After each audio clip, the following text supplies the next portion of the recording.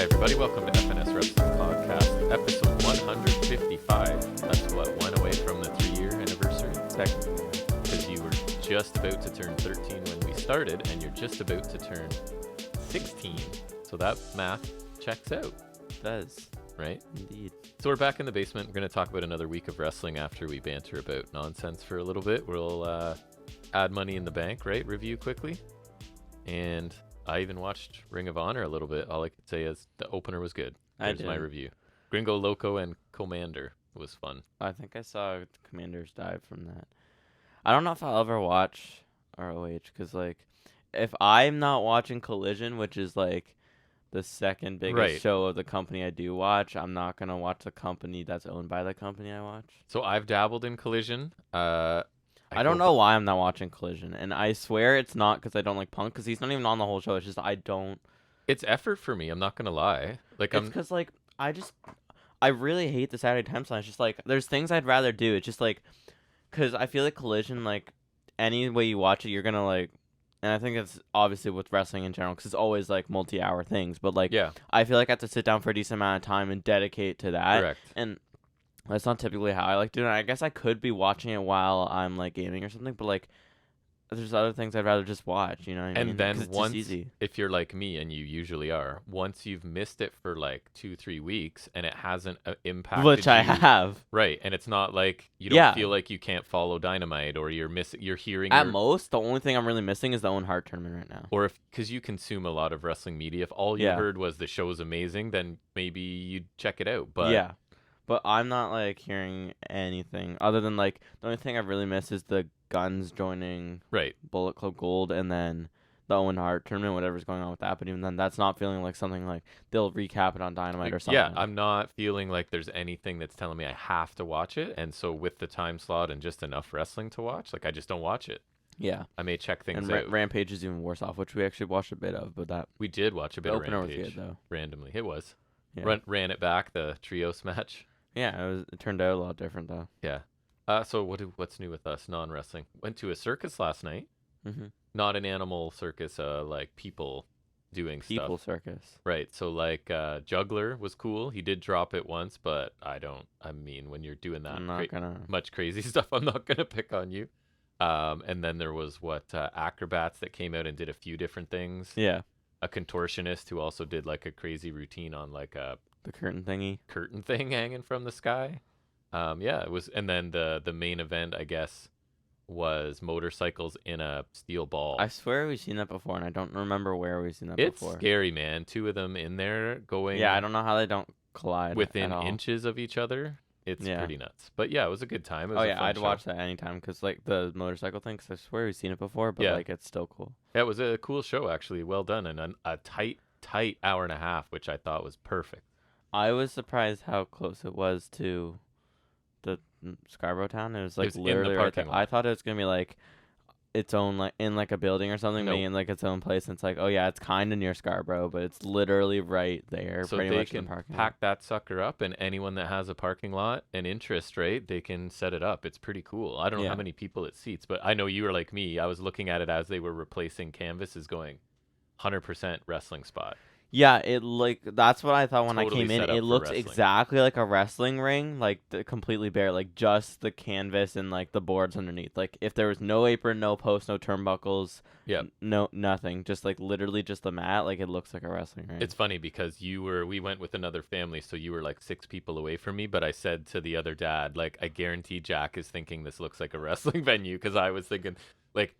They should rent it to an indie company when they're not using it, right? Like that would be a really interesting wrestling show, actually, to do it in a circus tent. Like you could start a wrestling show at 10 o'clock because we were out of there by 8:30, right? So let them change it over. Anyways. Well, yeah, and they had decent speakers. And like you could totally run a little wrestling show there. Like they had like their little entrance curtain like that. Would actually kind of be interesting. It was a fun something to do in the summer, right? And this is their racket is ticket prices were pretty affordable, but then everything in there. It was like popcorn was $15 for the big one, I heard. Like, crazy. What was it? I think the cotton candy was $6. I thought it was $4 because I was trying to look from far away. But and there's like the balloons and all the toys. I'm sure were overpriced. Yeah, that you're now too old to care about. Nice, buddy. Yeah, and appreciate that. I was just noticing like everything. Like they got a I mean, they really do. They do rake it in decently. I shouldn't assume you don't want a light up sword. I guess. Well, me and Logan were talking about it, so that's funny. I did want it, but that's okay. Right. I didn't have cash, so otherwise I probably would have. But yeah, it was a good time, and I've already got a basketball practice under my belt this morning. Went to your brother's. He has 2 early morning games tomorrow. And then tonight is, I don't know if you're going to come over at the local establishment. Mike's band's playing a bit. Yeah, Mom told me. Where is it, though? You could easily bike or walk there. Where? It's over by Shoppers. By the dentist, kind of. Not far. Where would that be? It's in, this is really fascinating. No, podcast. but like, I know where you're talking about, but in like what? Tahini's Plaza. But like, do you know what specific restaurant? Yeah, What's it Wild called? Bill's. Oh, I don't know. I know. That's why I wasn't saying it, because it doesn't make a difference to you. It might have. It's over there. Anyway. It's over there. I could get a bubble So yeah, tea. they're playing. I think I'm going to head over and listen to them. They're pretty fun. And then, I don't know, we'll do whatever. But anyways, I'm bantered out, you. Unless you have something exciting. Oh, well, I mean, the only thing I can think of is as I do, I find sales sometimes. And so we got the $10 AEW accessory packs at the Scarborough Walmart. That originally started at how much? They usually are like 15, so it's like $5 off, which is pretty solid. So they had like, because AEW's got like those accessory pack things instead of the barbed wire ones. And so they had like a bunch of them at the Walmart for like $5 less than they usually are. Yep. So I got 3 for the price of 2. Right. Which that's the better way to look at it, right? You could it's just a free one. Yeah. Instead of getting 2 for cheaper, you get 3 for the same price amount. you would then normally that's get. the choice he made. Yep. And I think that smart makes more finances. sense. Yeah, it is. Yeah. And then I barbed wired out a ring. It looks cool. I just checked it out before I sat down. Yeah. It does look good. Yeah. That's cool. And I got the Bloody Mox and Kenny, so those are. I saw that too useful. set up in there. That's good. That's the only other thing I got. Nice. Well, that's good enough. That's good banter for us. So let's get into actually talking about wrestling, because I feel like this might be a fairly large episode, because with adding a pay-per-view. But before we get to that, we're going to do what we always do, which is talk about some of the week's wrestling news and rumors.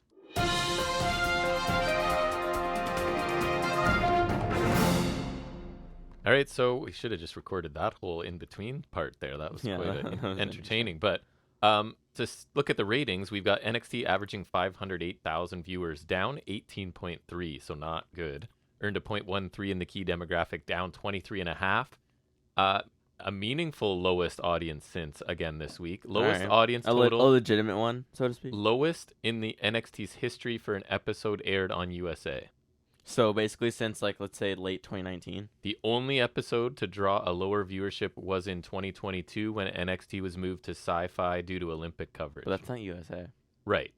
So they're saying, and that you're going to lose viewers because you're not on the station. If people don't know, right? So basically, like, lowest since they went 2 hours. Yeah, you I could guess. Say. Pretty much. Because they went, it was like September 2019 is my best guess. Like September, October 2019. They went 2 hours. They went to USA. I forgot it was an hour for a long time. Oh, yeah. And so easily digestible in an hour. I mean, I like 2 hours. I honestly think, like, in hindsight, like, I think they went 2 hours at the right time. I think 1 hour NXT was pretty great, but I think at a point it would be too little. So I think, like, when they went 2 hours, I think it was about the right time. They could have probably done 2 hours a little sooner. Yeah. But I think, like, especially now, I think 2 hours is, like, appropriate. But we've said it a million times. I think 1 hour was great. 90 minutes is perfect. That would be nice. But no one will ever do it. No. But especially now it's not on the network. I think they could have totally. I think the best thing would have been that would have been a chance. They could have done. They should have done 90 minutes, and then like if they had to go 2 hours to go on USA, that's fine. Right. But like I think 90 minutes would have been interesting. Yeah, because no one can really do that unless you have your own service. 90's perfect. Yeah. To me, I don't know. Yeah. What else? I did keep Collision because it's an interesting. I don't know why. I kind of, even though I really like AEW as a company, my visceral reaction is that I'm kind of pleased that Collision keeps plummeting in ratings, and that's not nice. I think I share a similar sentiment, partially because like AEW is my favorite wrestling company. Yeah, but for me, it's partially because I don't have a vested interest in the show. We're not watching it already. I'm not watching. It may as well tank. I know who the show's all about. So if it tanks, that's not gonna look good on him. No. Right. So you ready? All right. 452,000 viewers, down 24%. After being, because remember it debuted at 800 something. Oh yeah. Which obviously that's going to be inflated. That's like half their viewers. Earned a 0.13 in the demo, down 38.1%. this is not what they want to hear, but it's a nice point of comparison. The numbers are almost identical to Rampage the night before. Oh. Like, that's not the plan, right? So, yeah, isn't this supposed to be, like, above Rampage? It's supposed to be, like, 1B, I mean, I think. I think, like, star power and card-wise, it is above Rampage, For but, sure. like, shouldn't it be doing better than Ratings-wise, Rampage yeah. then? Right? Like, that's kind of interesting. I wonder if they can flip the two shows' time slots. Because if they went to Friday night, I don't know. Friday night doesn't seem as bad to me as Saturday. I know you have to get an extra hour. It depends on, But- like...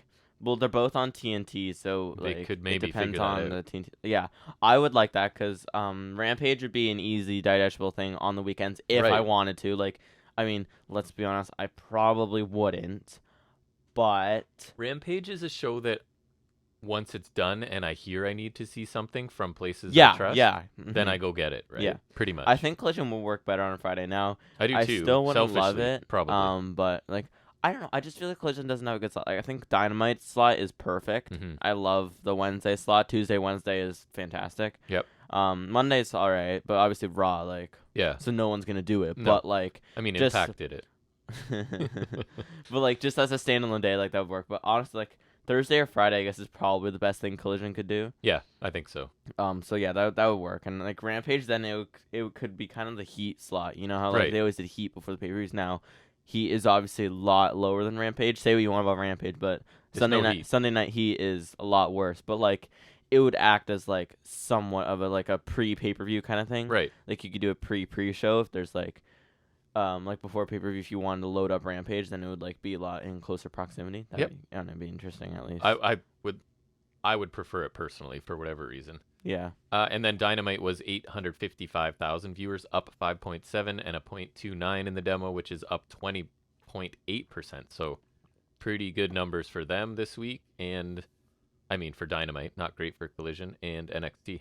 I got a bunch of news, but I got a decent amount. Okay, let's go. Some of mine are really quick hitters. So going back to Collision, I think I mentioned this to you, so it's kind of interesting. Is Malachi Black requested that the House of Black are Yes. exclusive to Collision? And so what he was saying was he doesn't want people to get the pick. It's like he wants to be like Saturday you get to see the House of Black, and if that's what you want, you go to watch Collision because that's when you get to see them. Right. And his opinion is if you get the option to go like Wednesday, Friday, Saturday, they're gonna go like it doesn't really matter. Mm-hmm. So I kind of get it. I just wish he picked Dynamite. Me too. Like, and yeah, they want to be exclusive to one, right? And saying like, if you want to see us, this is where you go. But Disagree with hitching your horse to one because that's sound-ish logic. Yeah. I just think you hitched yourself to the wrong horse. Well, and also like just the trio stuff has cooled off. They started out going, okay, the House of Black basically have this open challenge thing. They're wrestling all the time, and now they're not even doing that on Collision. Right. Right It's now. not They're that we're feuding not with seeing Andrade. it. It's that it's not happening. Yeah, and we wouldn't see it, I guess. Yeah, I guess for sure. Although don't if they know. had a good matchup, that again might be one that I would. Maybe they should have just picked Rampage. Yeah, I guess. Be exclusive to Rampage. Right. Then they just That main was event. Hook for a while. That's true. Yeah. He was. They would just main event every week because who else could have main event Rampage? Anyone. According to Meltzer, and it seems like it, and we'll talk about the vignette this week on NXT. Baron Corbin is full-time NXT. I actually I actually really liked that. Me too. And I did see it. I actually paid attention to it. And I It's really mentioned good. it last week, and I'll get into it more when we talk NXT. But like, I think he's a good fit, and I come from a place of not being a Baron Corbin fan at all. I used to like him. I'm I not a- liked him in the Lone Wolf days. I'm not a hater either. I was just kind of like, this is a guy that's willing to do whatever they give him and try with it, right? He's not amazing in the ring, but if you With the right gimmick, he's good. Because Right, I and- hated him as Constable sucked, King Corbin sucked, but he'll try. Happy Corbin He'll do sucked. whatever, and he'll try. Bum hard. Corbin was okay. Yeah, he tried. He's one of those guys. Yeah, I think if he can find his footing, then like he could go back up. Obviously, right? Yeah. Like I think this is a good way to help him kind of figure out what he needs to do, and then he could also like benefit from working with Being rehabbed, or just Yeah. have like main roster fans forget about him for a while, because they're not all watching NXT or following it even, right? So it allows them to sort of like reset and come back, kind of Yeah. thing, if he needs to. Yeah. But yeah, I'm happy with it. Okay, I'll switch up to keep it related to NXT. All right. You see what NXT star or former NXT star is back? it's really flown under the radar. It's I interesting. don't think so. So Indy Hartwell is back in the ring. Did not, she made no. her in-ring return, or I guess main roster debut on Raw. She was in the women's tag turmoil match with Candice LeRae. At least they're a solid, like they're at least a somewhat a legitimate team. Right. If you decide to talk about their history. Yeah. Again, some people won't have a clue, but yeah. They didn't win. Naturally, that was Chelsea Green and Sonya Deville, the greatest tag team in the division. But yeah, she's back, and it seemed to kind of fly under the radar because I didn't actually see it in news. I saw it when I was looking for Highspots, and I was like, that was one of the clips they had that she returned in that match. I was like, oh, okay. I forgot about her. Yeah. My bad. Well, she probably had like one of the either worst or most forgettable reigns as champion ever. Like, I still don't understand why they did that. Me either. I was shocked. It still doesn't make sense. Multi-person match. Like, I think they would have benefited far more from having Perez feud to Stratton and then Stratton beat Perez instead of... It felt like she was just delaying what they really wanted to do. Yeah. I don't know, whatever. Good for her. It's weird. She's fine. Yeah. I guess Roman Reigns, I don't know still, but his TikTok account was banned. Oh, he got unbanned. I don't know why. I thought that was funny, though. Apparently, it says TikTok is super strict about, like, violence or simulated violence, and so a lot of wrestling accounts have been, quote, banned or shut down or whatever. Dumb. Yeah, so anyways, he's back in. That's funny. Thought that was funny. So I saw a thing that All In ticket sales, the Wembley show, they've been surging recently. Oh yeah? Yeah, they're doing pretty good.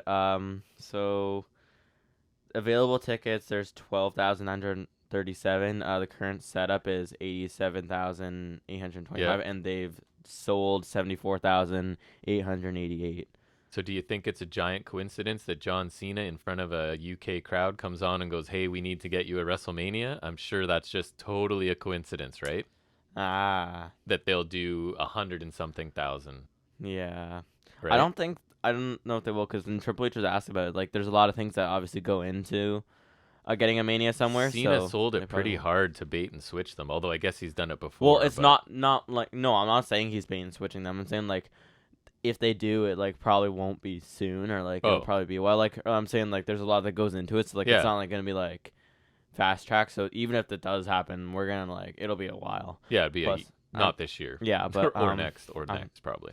This will be sweet, and they could sell at the show if they just confirm Ospreay and Omega right now. Yeah, you don't got to build it for a couple months, but like if you just confirm that now, my ticket. I would try to buy a ticket if they just to say I went to 2 to 3 matches. Right. Know? Yes, and then but that's doing really well. I hope they sell it out. I don't know if they will, but I'm glad they're doing really good because it's already like the biggest. Crazy. Yeah, I think what's the biggest show in the history of the sport or something. That's what I'm saying. That WWE Vince will not allow that to stand. Oh, I'm gonna laugh my ass off if they like sell it out and they just got like, because I mean I know some of their shows like Collision, like there's a lot of empty seats or whatever, but like if they sell at Wembley, you can't smack talk them too much. So they'll come and do 2 nights and that'll count and that'll be the record because they'll just do whatever math they want, right? To be like no, if AEW gets the biggest show in wrestling history, that's awesome. Yep. I'm super pumped about that. And speaking of Money in the Bank, it's the highest grossing things, highest grossing arena event in WWE history. So what does that entail? Because I also saw the MSG SmackDown yesterday was the highest grossing SmackDown. So brought in the most, I guess, just from tickets in terms of sales from tickets. Okay. Does that mean they charge more? No, just because there's more seats, right? Because it's so huge. Yeah, but and you sold all of them. Because the O2 is big. It was also the highest. So it's the highest grossing what? Like highest grossing arena event. Okay. Because it's a big arena. We're not including like Manias or the stadium SummerSlams. Not stadiums, just Rumbles. arenas. Okay. No, that makes more sense then. That's what I was clarifying. And highest grossing SmackDown, same because it was in on the O2. MSG. No, that was MSG yesterday. I think. I think the one that was in the O2. Okay. I thought it was the MSG not last one. night. Okay. No, that makes sense. Yeah. Interesting. Mm-hmm. So apparently Tyler Breeze is reportedly still under a deal with WWE despite being released in 2021. Because remember Breezango got released in that era, but it's a deal tied to Up Up Down Down, which makes more sense. That does. But I just thought that was interesting and it makes sense because I think he would still. I think they do like My GM stuff and like they still do stuff on the channel, and he's also in 2K23, so that adds up. He's affiliated. Yeah, that was interesting. Unfortunately, Willow lost her New Japan Strong Women's Championship as expected at Independence Day Night 2 to Julia. I don't know if you've seen her. I thought it was Guila or something. No, she's good. I've watched her. Kind of Kenta lost his belt too. Yeah. And whoever had the tag titles, because I think Coughlin and Gabe Kidd, one of the new Bullet Club guys. Right. So Bullet Club's weird now, yeah. This seems to be going towards Julia facing Sasha Banks, Monet, when she comes back from. Yeah. They just because that title was kind of thrust upon Willow, right? So I think they needed to get it back over there, sort of thing, which is too bad because Willow's cool. But anyways, yeah, I noted it there. A lot of strong title changes. Yes, busy. The reported WrestleMania 40 main event plan as of now is guesses. Sorry, the what main event? Reported next Mania event, so next year. Main event. Sorry, main event. Rock and Reigns. No. Is it both current roster people? Yeah. Oh, Reigns? Yeah. Cody? Yeah. Yeah. Which I can't help but feel it's too late. They butchered that. Certainly testing it. They butchered it. Yeah. I understand when you have the 1,000 days, and I get all that, but then, they shouldn't build Cody like that, because that just, I don't know. They can't do that. And I've seen people are making the case for Jey Uso now. Yeah. And honestly, with how Cody ended, I'm perfectly fine with Jey Uso ending the title run. That'd be interesting. Cody can end the story by beating anyone else. Yeah. He doesn't have to be Roman to end to finish the story. Sorry. Finish the story. Yeah, Jey can get his payback because that's a way more full circle moment. Jey beating Roman than Cody.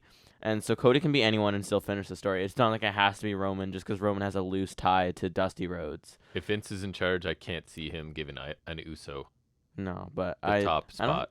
I haven't heard much about Vince other than creative changes, but I haven't heard Well, on Friday night, my next story, there was a rumor floating around social media that WWE President Nick Khan and CCO Triple H were planning, quote, a creative intervention meeting with Vince McMahon. And the original rumor stated what would that entail? That Khan and Triple H were planning meeting with Vince and that they would tell the chairman to back off a little on creative input, especially late changes. Nice. But as of the report, wherever I got this from, I forget, no such meetings had happened, and another WWE source said it was silly and claimed it wasn't true. So it's under the category of rumors for sure, but I would hope so. Right. I hope they do that. That would be nice. I don't know how that would pan out for them, but I would hope that they do that. Right. I only have one more. Oh, I have 3 more. Okay. Well, we already talked about this one, but Trench is out of AEW upon his contract expiry. I would thought for sure you were going to lead with that. Oh, I should have. Because it's your favorite wrestler, right? Trench? Yeah, you texted me. We just need Boudreaux out of here. You texted me when it happened because that was how important it was to you. Yeah. You were out somewhere doing something, and that means I think it was at work. I don't know. Yeah, that's right. That could be.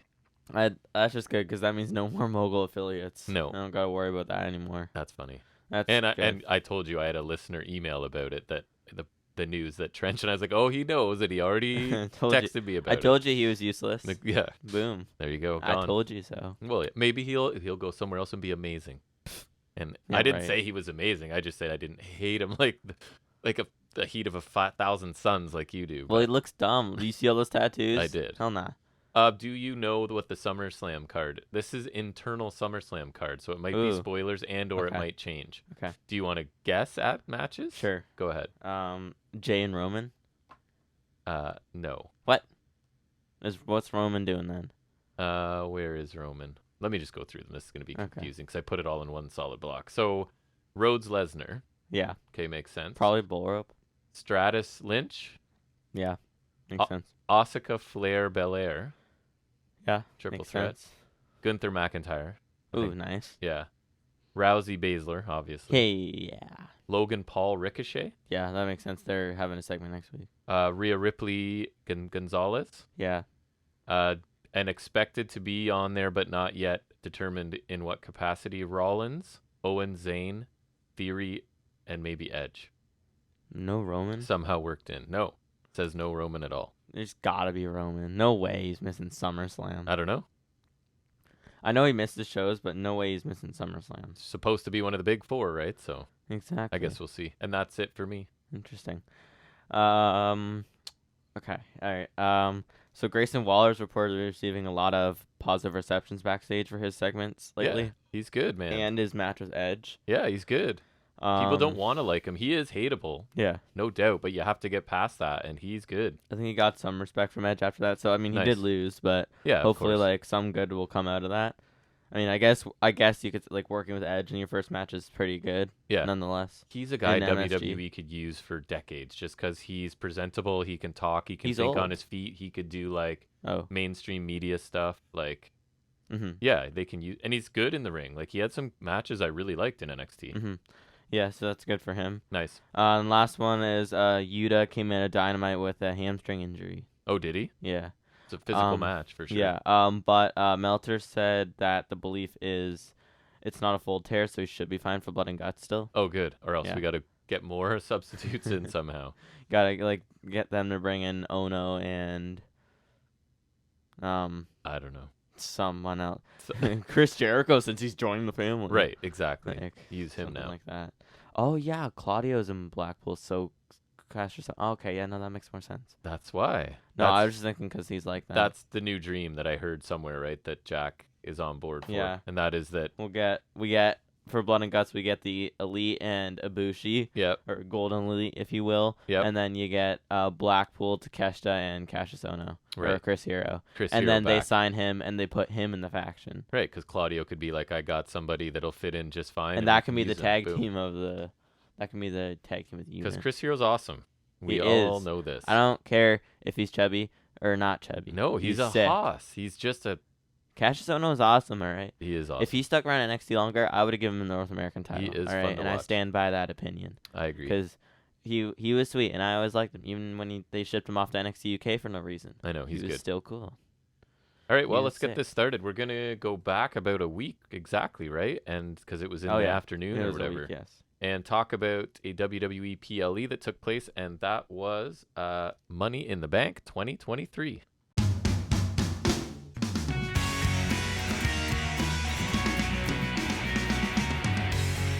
All right, so since it's a week away, I don't have a ton. I have some stuff on each match, but not a ton. Not move for move by any means, because most people will have seen it by now, I assume, right? So it starts out with the men's Money in the Bank match. So that is Ricochet, Nakamura, LA Knight, Santos Escobar, Butch, Damian Priest, and Logan Paul. First of all, I really like the field. Yeah, I think it's pretty good. People are complaining it's not very star-studded, but like I think that's what I like about Money in the Bank, though. That's what I kind of like. Yeah. So my ideal is like you have really good booked top of the card main event stuff, and then the ladder matches are for that next group.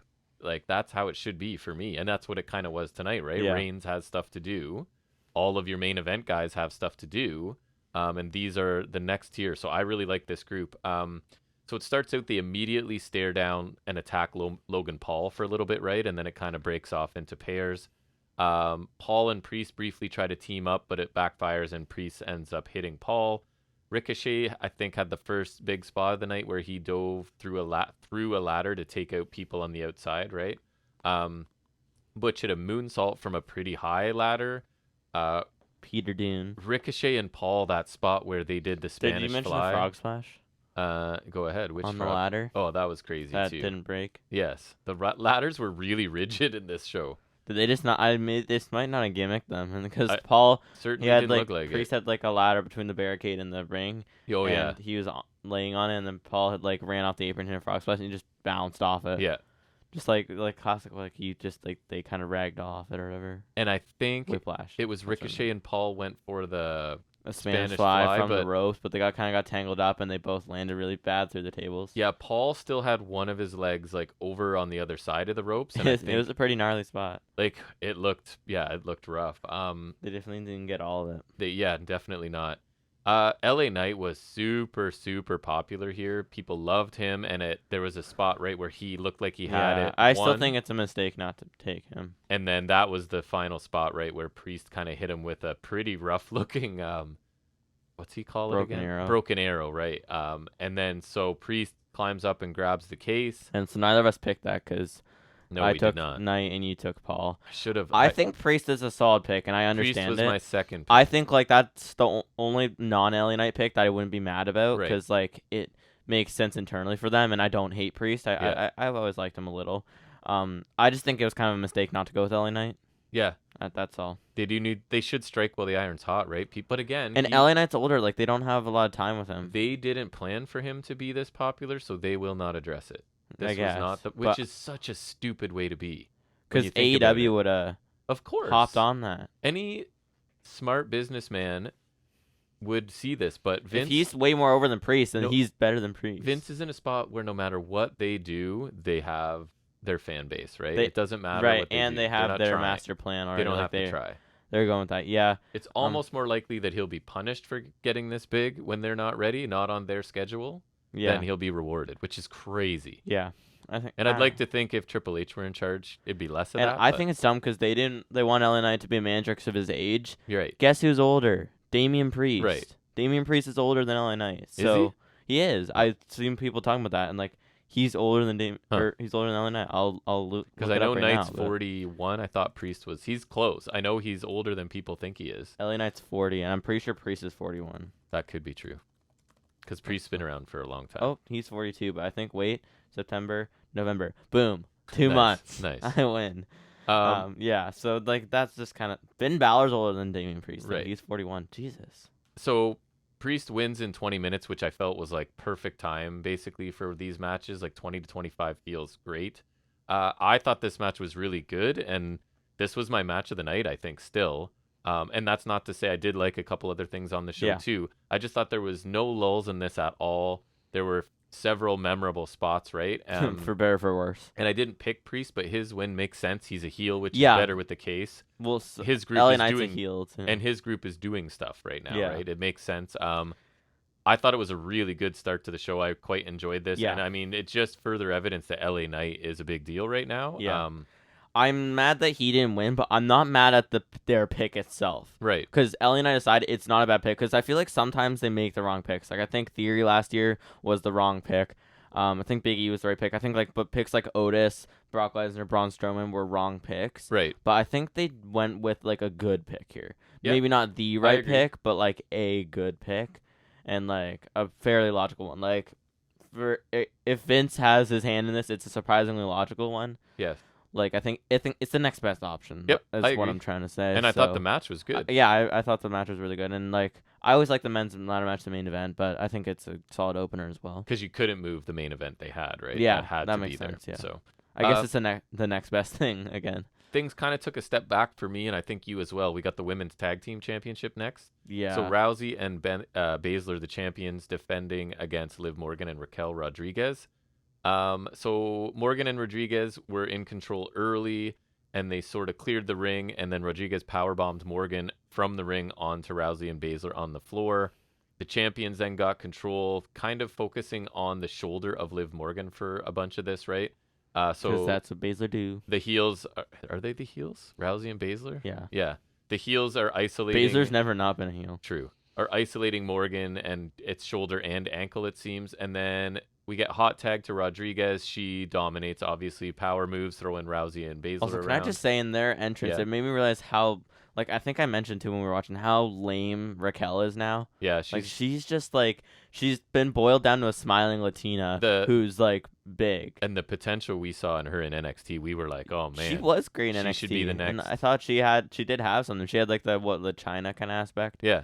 And like, she was actually cool. Like, and she just wasn't some flat note Latina character. Now it's just like her theme is leaning into that. Her name is leaning more into that, because Raquel thing becomes your identity with Vince. Right, and Rodriguez is like, that's the literally what in Superstore, that's the what she always calls Amy that, and like that's like the stereotypical Latino or like Hispanic last name. So it's like, and I just, even her ring gear, it's so colorful now. It's just like, I don't know. It's like, I just noticed that a lot here, and it just kind of bothers me because she was cool before. There's hope, because Ripley wasn't cool for a while either, and now she's awesome. So let's like, cause she's powerhouse who can, like, she's had some good matches too. You just have to figure out, give her a little bit of character, something more, right? Mm-hmm. But anyways, Baszler eventually gets Morgan in the Kirifuda clutch. Morgan escapes. Rousey tagged in, and then immediately Baszler just starts attacking her, right? Her own partner. Careful clutches her. Putting her in that, and then just sort of walking off, leaving Rousey behind alone. Obviously, she gets hit with the Oblivion, and this was only 9 minutes. Thoughts on this? Nah. I like fine at best, but yeah, the women's tag is just like they just don't. And I'm not up on main roster, but this turn is out of nowhere. Yes. Oh yeah, I think I don't hate it.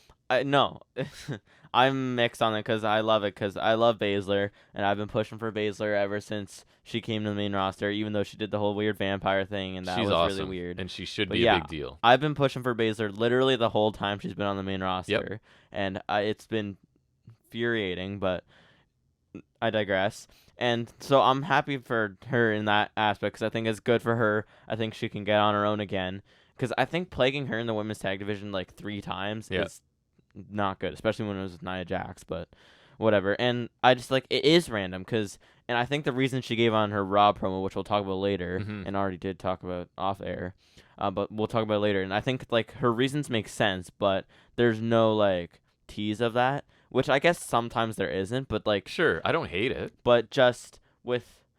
To me, it feels like the main roster thing is like they haven't been teaming that long. Like for half of the time, she was just helping Rousey with her title run, right? Because there's the Shotzi feud and whatever. And then they haven't had the tag titles that long. No, they haven't had a lot of tag matches together. So I don't know. It's kind of weird. I'm kind of torn between it makes sense, but it also feels short circuited at the same time. She would be my top heel if I'm running a company. Oh yeah, she has to run the division at some point. Like her time's got to come. Hold on, I want to see how old she is. But she's hopeful. Not young. I'm hopeful. No, I don't think she's crazy young. I'm hoping that this turn means she gets some attention and a big push. Obviously, we both want that. But 42. Correct me if I'm wrong. This didn't feel like a pay-per-view match, right? Like I'm not saying it was bad, but no. The only thing that felt like pay-per-view kind of marquee was the turn itself. Right. And that other than that, this match could have been stuck on Raw, and I wouldn't give a crap. Right. Exactly how I felt with a few things. Then we get a match I think I was looking forward to. I think you were as well. The Intercontinental Championship with Gunther and Riddle, because there's potential there for a fantastic match where 2 guys would just be beating the hell out of each other, as Walter does. So you get strikes from both of them to start the match, and then Gunther obviously starts with his trademark chops and gets the advantage. Riddle sort of has a bunch of comeback attempts, but they're cut off by Gunther just the way he can, right? Like 1 strike will outweigh like 10 of yours sort of thing, which was even more believable when it was Husky Gunther, but it still is believable, right? So he starts to focus on Riddle's coming in with an injured ankle from what? I forget already. Attacks and stuff like that. So that starts to be focused on with ankle locks and chops and things. He eventually, that being Riddle, hits a ripcord knee and a floating bro to get a near fall, and then he gets Gunther in a triangle choke after Gunther went for a splash, but Gunther obviously does a power bomb out of that, escapes it, goes for like a half crab, I think, and is slapping Riddle's foot. And I thought was interesting. Ankle lock 1 final time and a tap in. Guess the time on this? The match before 7. You're so close. The match before this was 9, and this one was 8. And this is a PLE, so this is something that comes up. This one felt really underwhelming to me. My first thing is fine match that under-delivered for me. Well, because I really like these two, and the way they work seems so complimentary of each other, and it doesn't really work. It should, it didn't work because they didn't give it time to they didn't give it room to breathe and kind of build to something. It's just like I would have cut the women's tag and then I like the idea of the pre-existing injury, and I guess it kind of protects Riddle, but I feel like we got like half a match out of this, right? I had high hopes. It didn't get there, and like no Walter match is going to be bad, especially not with Riddle, but like I thought this had the potential to be a show stealer, right? Yeah, and it was just kind of disappointing. And it wasn't. It was solid, but disappointing. And I guess the big part was after the match. Maybe that's part of why it was so short. Gunther's in the ring celebrating, right? And Drew McIntyre's music hits, and he gets a great reaction, honestly. So he gets like nose to nose with Gunther, Glasgow kiss, and then Claymore to Gunther, right? So nice to have him back. The count. He's a star. He's a very talented big man, and he can do a really good babyface, and a match with Gunther should be awesome. If he got the title, he could elevate it. I mean, I would also just keep it on Gunther because why wouldn't you keep it on Gunther? You could have those two for me in a lengthy back and forth where it gets changes hands between the two of them for a bit, I'm fine, Yeah. and let them beat the hell out of each other. I would like Gunther to win the first match because Me too. I want them to feud for a while and Gunther wins like maybe once or twice because I would be okay with McIntyre winning the title, but I want to prolong Gunther's run as long as you possibly can so he can get the top reign. The best stories are often the lengthy babyface chase, right? Yeah. That's what you're going for. I want Gunther to hit whatever number he needs to hit. You know? Yeah, I agree. But disappointing match, right? Yeah, a little bit. Good enough, but short. Should have been longer and better. Cody Rhodes, Dominic Mysterio was next. Is there any sort of stipulation or name to this match? I didn't get anything on it. Just a regular old match, eh? Yeah, on paper this one feels like something we didn't need. Agree. Doesn't feel PLE. Brock didn't even return here. He returned on Raw. Like, if Brock came after this like McIntyre did, I mean, obviously that would be stacking them up, but like then this would be a little more understandable. Yeah, and from my perspective, it's coming from a place of not watching main roster, obviously. That doesn't help. I'm aware of most of what's going on main roster. You're probably a little more tuned in than I am, but so I have been following the build to this, but even then I'm not fully understanding. Right. So it's Mysterio trying to avoid Rhodes early on, of course. And then Cody's getting frustrated, rips off his cast, right, and then chases Mysterio down the entrance ramp and gets him back in the ring. I feel like that kind of thing's been done before, but I don't remember when. I think so too. Narrowly escapes a crossroads. Mysterio tries to leave through the crowd, gets chased down again. Ripley causes a distraction at one point that allows Dom to send Rhodes into the ring steps to take over for a bit. Once Mysterio's done his run, Rhodes counters the three amigos to get a near fall with a disaster kick. Then it's Cody Cutter, Crossroads. Cody wins after, guess the time? 7. 8.5. Damn it. So, like, my thoughts were this didn't feel like a pay-per-view match on paper. PLE, whatever, those are interchangeable. and I would say the same thing after seeing it, right? Like, the result of this was obvious. Nothing unexpected happened. And now 3 matches in a row have been under 10 minutes on a PLE. I think those 3 matches combined are shorter than Omega Ospreay. And I'm not saying I need half-hour matches, everything, but like 12 to 15, 17 minutes, 21 minutes. Even like remotely substantial. Right. Substantial is the word I'm looking for. I don't think that's an unfair expectation. And then you have one that's a half hour, like the main event. That's fine. But like 7, 8, 9 minutes all in a row, I don't know. Unless it's like a flat-out sprint and really fun, but these were all leaving me wanting more. Like there should have been more. So I disagree for one. I don't think I need more of the women's tag. Fair. And then my last thing says, I guess they were leaving room for the meandering main event. Yep. Right. I guess. That's when Cena. Oh, sorry. Did you have any other thoughts? I don't know what you said about that match. I honestly don't like. This is probably the most forgettable match of the show. Very forgettable. Because I still don't understand why we needed it. Like we didn't. The Intercontinental title match, McIntyre came back. You'll remember the post match there. Baszler turn, I'll remember that. This one doesn't have anything. Guess what? Give all of those 8.5 minutes to Gunther and Riddle. Yeah. Make their match now 17 minutes, and this doesn't exist. Yeah. Totally fine. Easy. Right? Cena comes out, panders to the fans, Mania to. Yeah, this was a little weird. Yeah. So I don't know why this was. Me either. Well kept secret though. Nobody knew apparently it was happening. I had no idea. And Waller got AA'd or whatever. Oh, sorry, what? Waller got AA'd. Oh, right. He came out. I mean, working Cena and Edge in the same week, I guess is solid. Yeah, that bodes well for him probably. Then after that, we get the women's Money in the Bank. So that's Zelina Vega, Becky Lynch, Zoe Stark, Bayley, Io Sky, and Trish Stratus. Yeah, this one had a weird dynamic because Stratus and Stark are a team, right? And then you have Damage Control in there as well. Right. So it was kind of weird. So Stratus and Stark attack Lynch right away as she's making her entrance, actually, before she even gets in. And then you've got, as you said, Bayley and Sky working together. But they did work into the story that they each kind of I don't know if it was legitimate, but on the Raw after, Trish had the face protector that you remember she wore in 2004. Yeah. That rhymed. I don't know if that was like just because, like, I don't know if it was kayfabe or if it was legitimate, but I saw that. Me too. You had Sky's holding off Vega early on to allow Bayley to set up a ladder. Stratus and Stark continue to target Becky Lynch, and then Stratus went on a short run of stuff to a lot of people, and then got up the ladder and got close to winning. Pair of ladders get set up in the middle of the ring. Io hits a moonsault from the top of the ladder onto a bunch of others down below. Stratus tries to take advantage of everyone else being down after that. She climbs the ladder but gets shoved off by Lynch. At one point, Stark introduced some handcuffs that would become important here, right?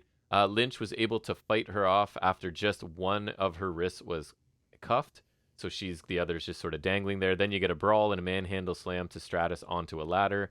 What do we have here? We had a big spot where Vega hit a code red, right, from the top of a ladder onto another ladder that was like It was more of a sunset bomb, but yeah. Right, you're right, it was. I remember Balor and Andrade did that same spot a few years ago. It looked pretty crazy.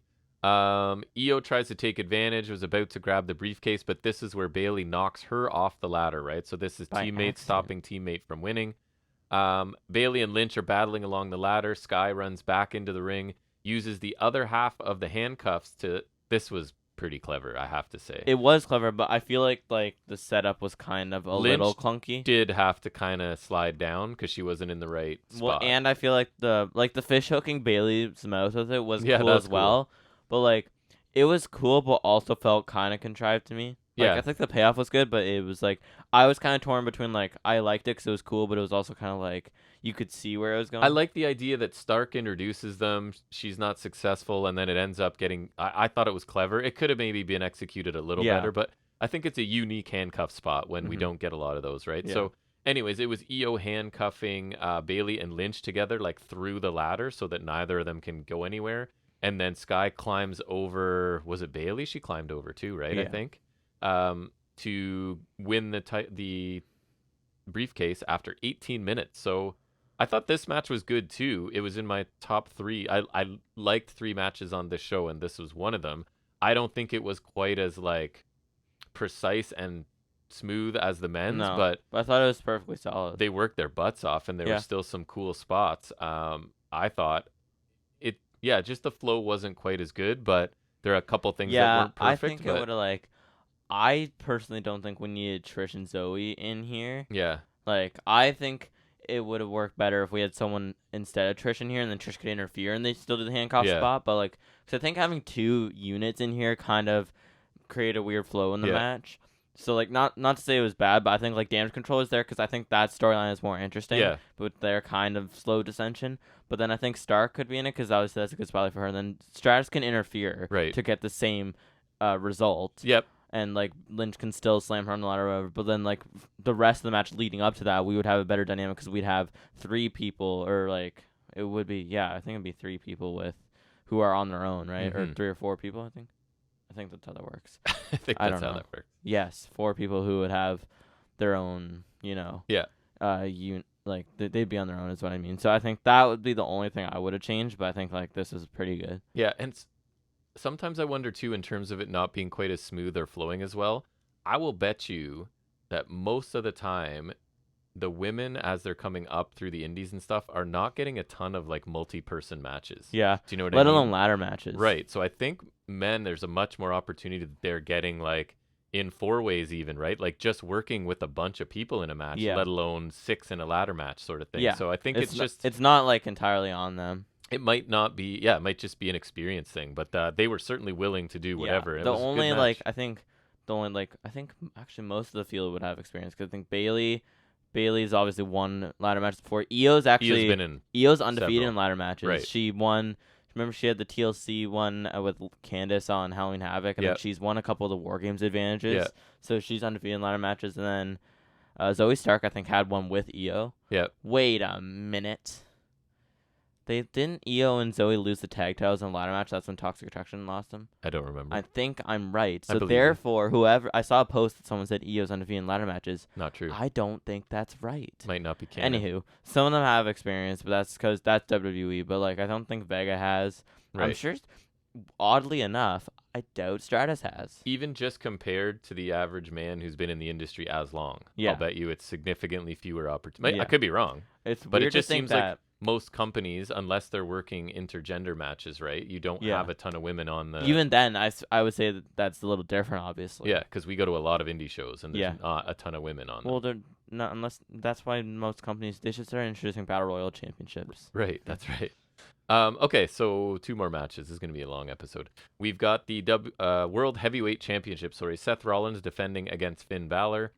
And Rollins' ring gear was solid. I was not my favorite, but looking forward to this one too. Yeah, should have been a good match. We'll see if it was. Rollins hits an early suicide dive, and then a lot of the match to start was outside of the ring here. You had Balor with a double stomp to Rollins' injured ribs, and that's kind of the focus of his attack with kicks, knees, and punches to the midsection sort of thing.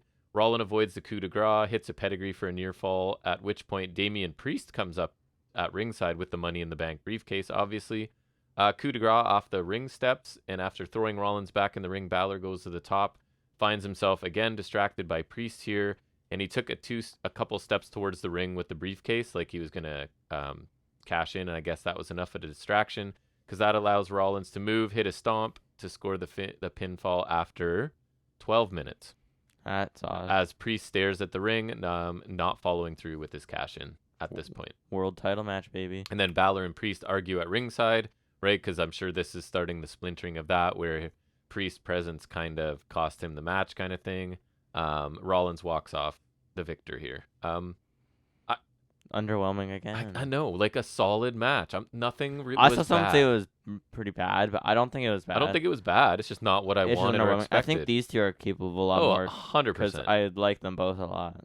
So again, focusing on injury, I like, but it felt again short, right? 12 minutes on a PLE. And this is their world title. It's supposed to be on par with Roman. Right, sure. Roman ain't having 12-minute matches on a PLE. So I like the subtle Judgment Day stuff going on throughout this. It's the outcome I think we expected. I had like good match that could have been great, right? Which I think I felt the same about Riddle and Gunther on this. Kind of a theme for this show. Solid to good matches that could have been better. But the two latter matches I quite like to this point. Yeah. Yeah. So far, those are the only things that have like pretty, like I'd say more fully delivered. Yes. Main event then. Roman Reigns, Solo Sikoa, taking on the Usos. What they called a lot of times. What do they call it? Bloodline Civil War. Bloodline Civil War. I think that's cool, but I think once they started to say it way too many times. It's way too much. It's not cool anymore. Agree. It was cool the first time I saw it. So Sikoa uses his strength, dominates Jimmy in the first collar and elbow tie-ups that they had. And then Jimmy's distracting the referee, allowing Jay to get a cheap shot in and sort of get the momentum to the Usos. Reigns demands a tag rather than let Sikoa sort of face off with Jay. Sikoa showing some visible frustration, right? But does what he's supposed to and tags in Roman. Reigns dominates Jay, and then Jimmy gets the tag, forcing Reigns to get out of the ring. The Usos landed a double super kick. Before they did. So we get the pep talk from Paul Heyman, fires up Roman Reigns, and then he and Sikoa. I enjoy his pep talks. I remember the funny. one I like the one this time. I think it was something related to Jay. I don't know. And I like the one he gave Roman at Mania too, when he was facing Cody. Like Heyman's gold. He's awesome. He deserves a lot All-time more appreciation. Character. So they take over sort of Jay at this point for a little bit, and then any Uso momentum's cut off by Reigns and Sikoa, just the bigger, powerful guys. And though Reigns is sort of engaging with the crowd as he does a lot of through this as well, we get a Jay hot tag, but Reigns eventually cuts him off with a pair of Superman punches.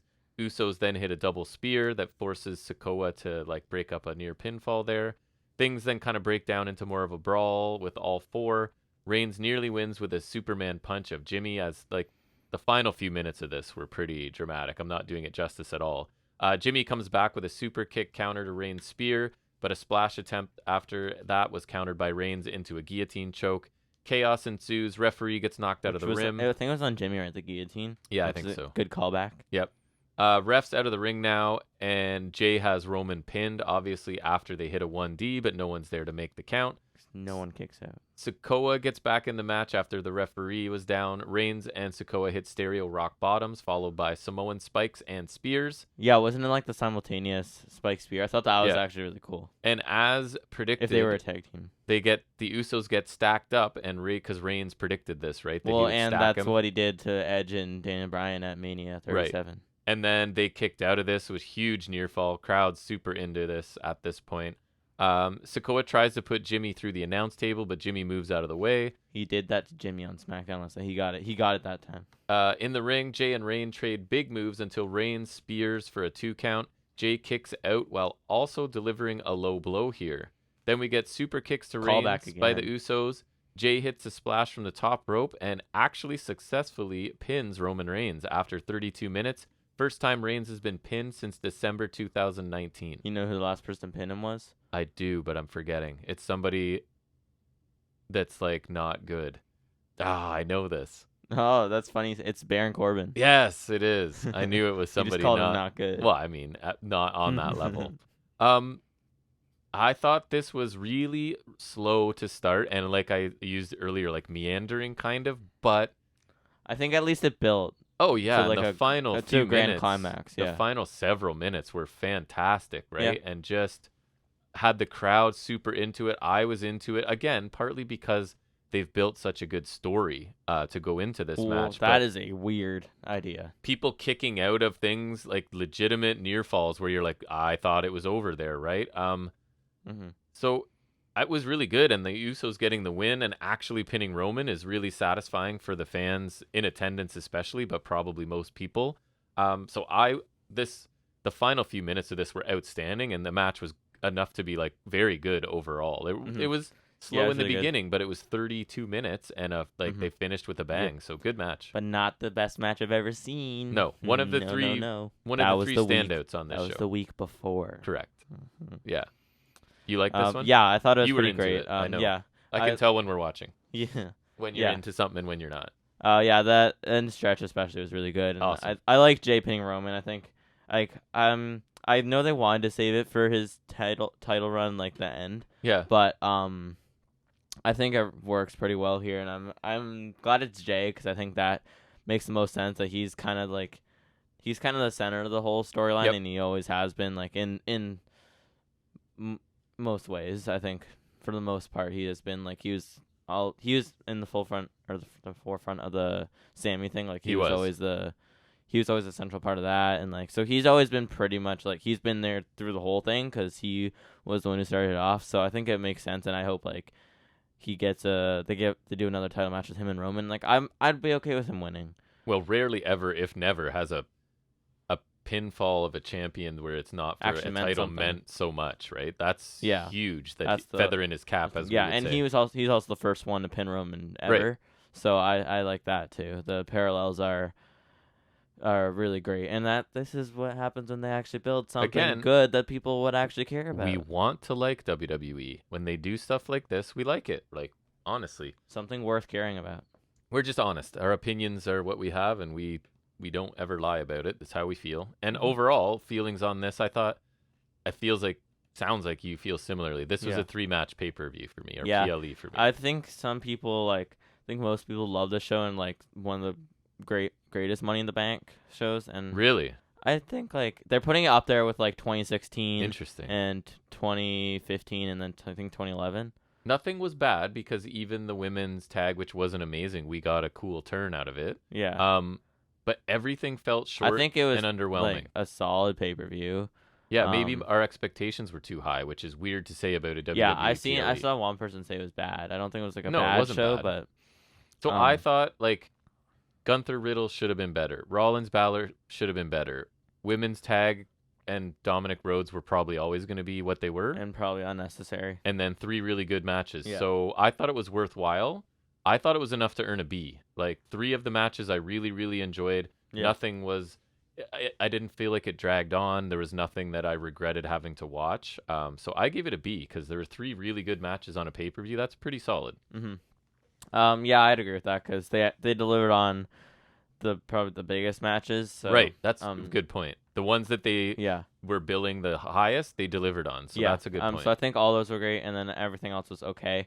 I think like Balor and Rollins out of the matches that underdelivered, I think really should deliver because if that's their new world title, they need to really do something to help that title out. Because if that's like their state of the title matches, like it's gonna always feel like a consolation prize. It came across as no different from the Intercontinental, right? Basically, right? Yeah, and which is not the plan. Like, and we love the Intercontinental, but the world title has to be different, and it can be a workhorse title, but it has to feel different somehow, right? Especially in its infancy. Yes. And you put it in the middle of the show for 12 minutes. We're like maybe a month-ish into the title's existence. Maybe like just over. Yep.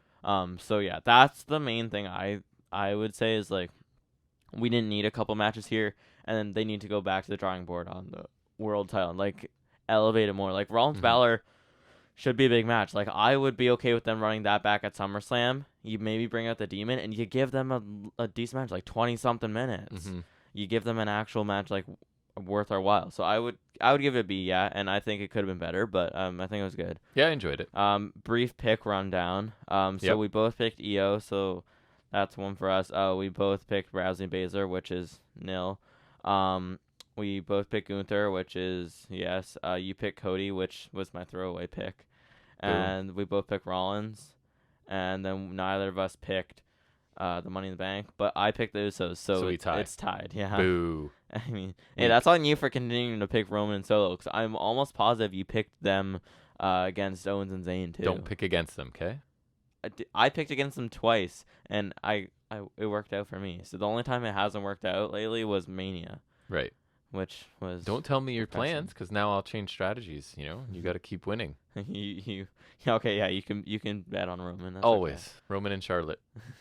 All right, well, bet we'll on go Charlotte at SummerSlam. back to our regularly scheduled stuff, which is first thing we do is talk about this past Wednesday's episode of AEW Dynamite.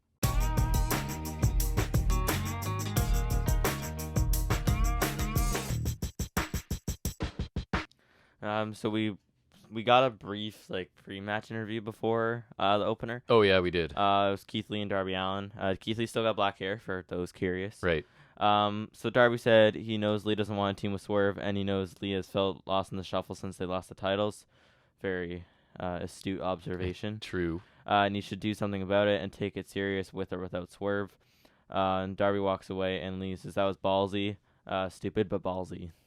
Yeah, I was super interested in this because I thought this is by far the edgiest Allen has been. Almost felt heelish. I don't think that's what they're going for, but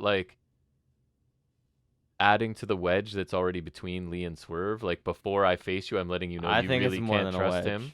So I'm kind of he's attacking Lee's pride, right? Basically here. So I'm interested to see where this goes. I'm not sure if he's trying to make him slip up or I don't know how that works, but I kind of liked it for Darby. Yeah. So I like the mind games here. It's interesting.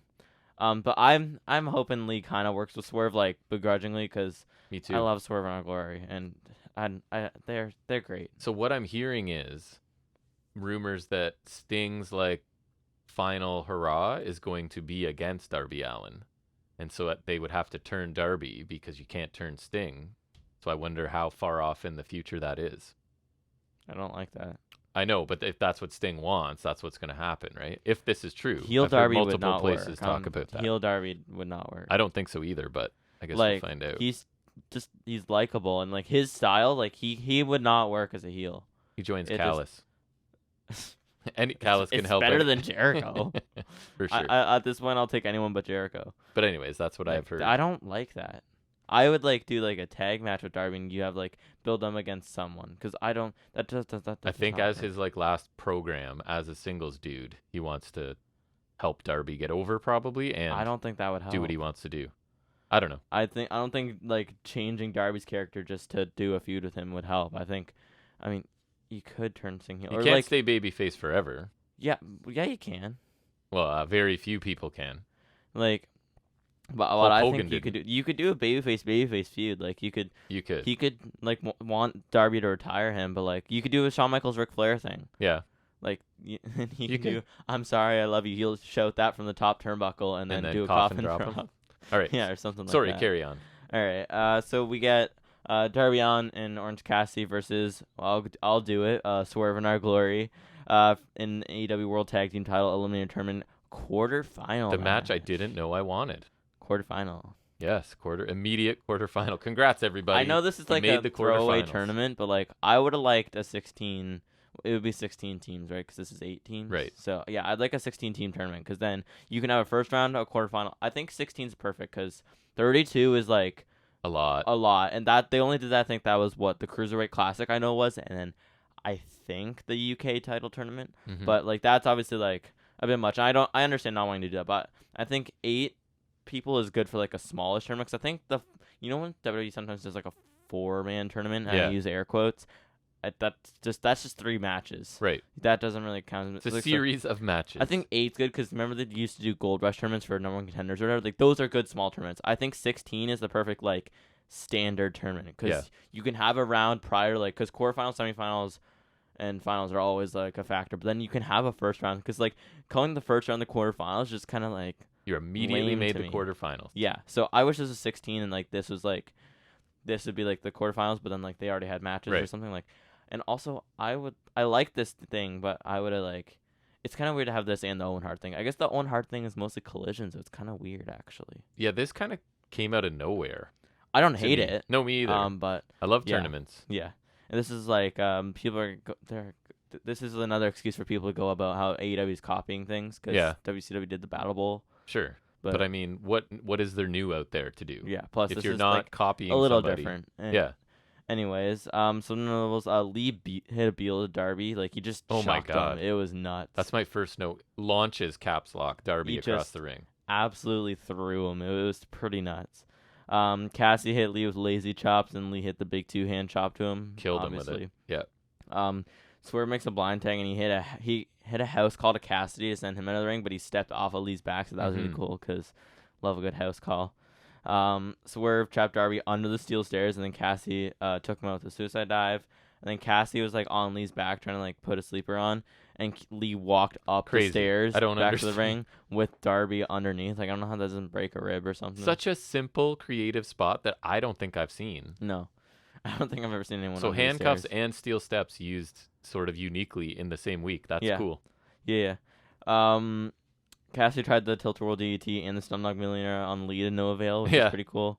There's a Stun Dog Millionaire into a Code Red from Darby. That got a 2 count. Swerve tried to break up the pin, but Cassie moved, and Swerve hit the 450 to Lee, and by accident, then he was just laughing about it. Yeah, which I like. His face after was amazing. I like that change of pace. Now that like they're full on split, like because I feel like the reaction would have been different. Yes, and it was different when they were still teaming, but now it's just like I like that. Didn't feel bad at all about it. Suicide Tornado DDT to Lee from Cassie after he hit a diving DDT to Swerve in the ring. And then Darby rolled Swerve up with the Last Supper to get the win.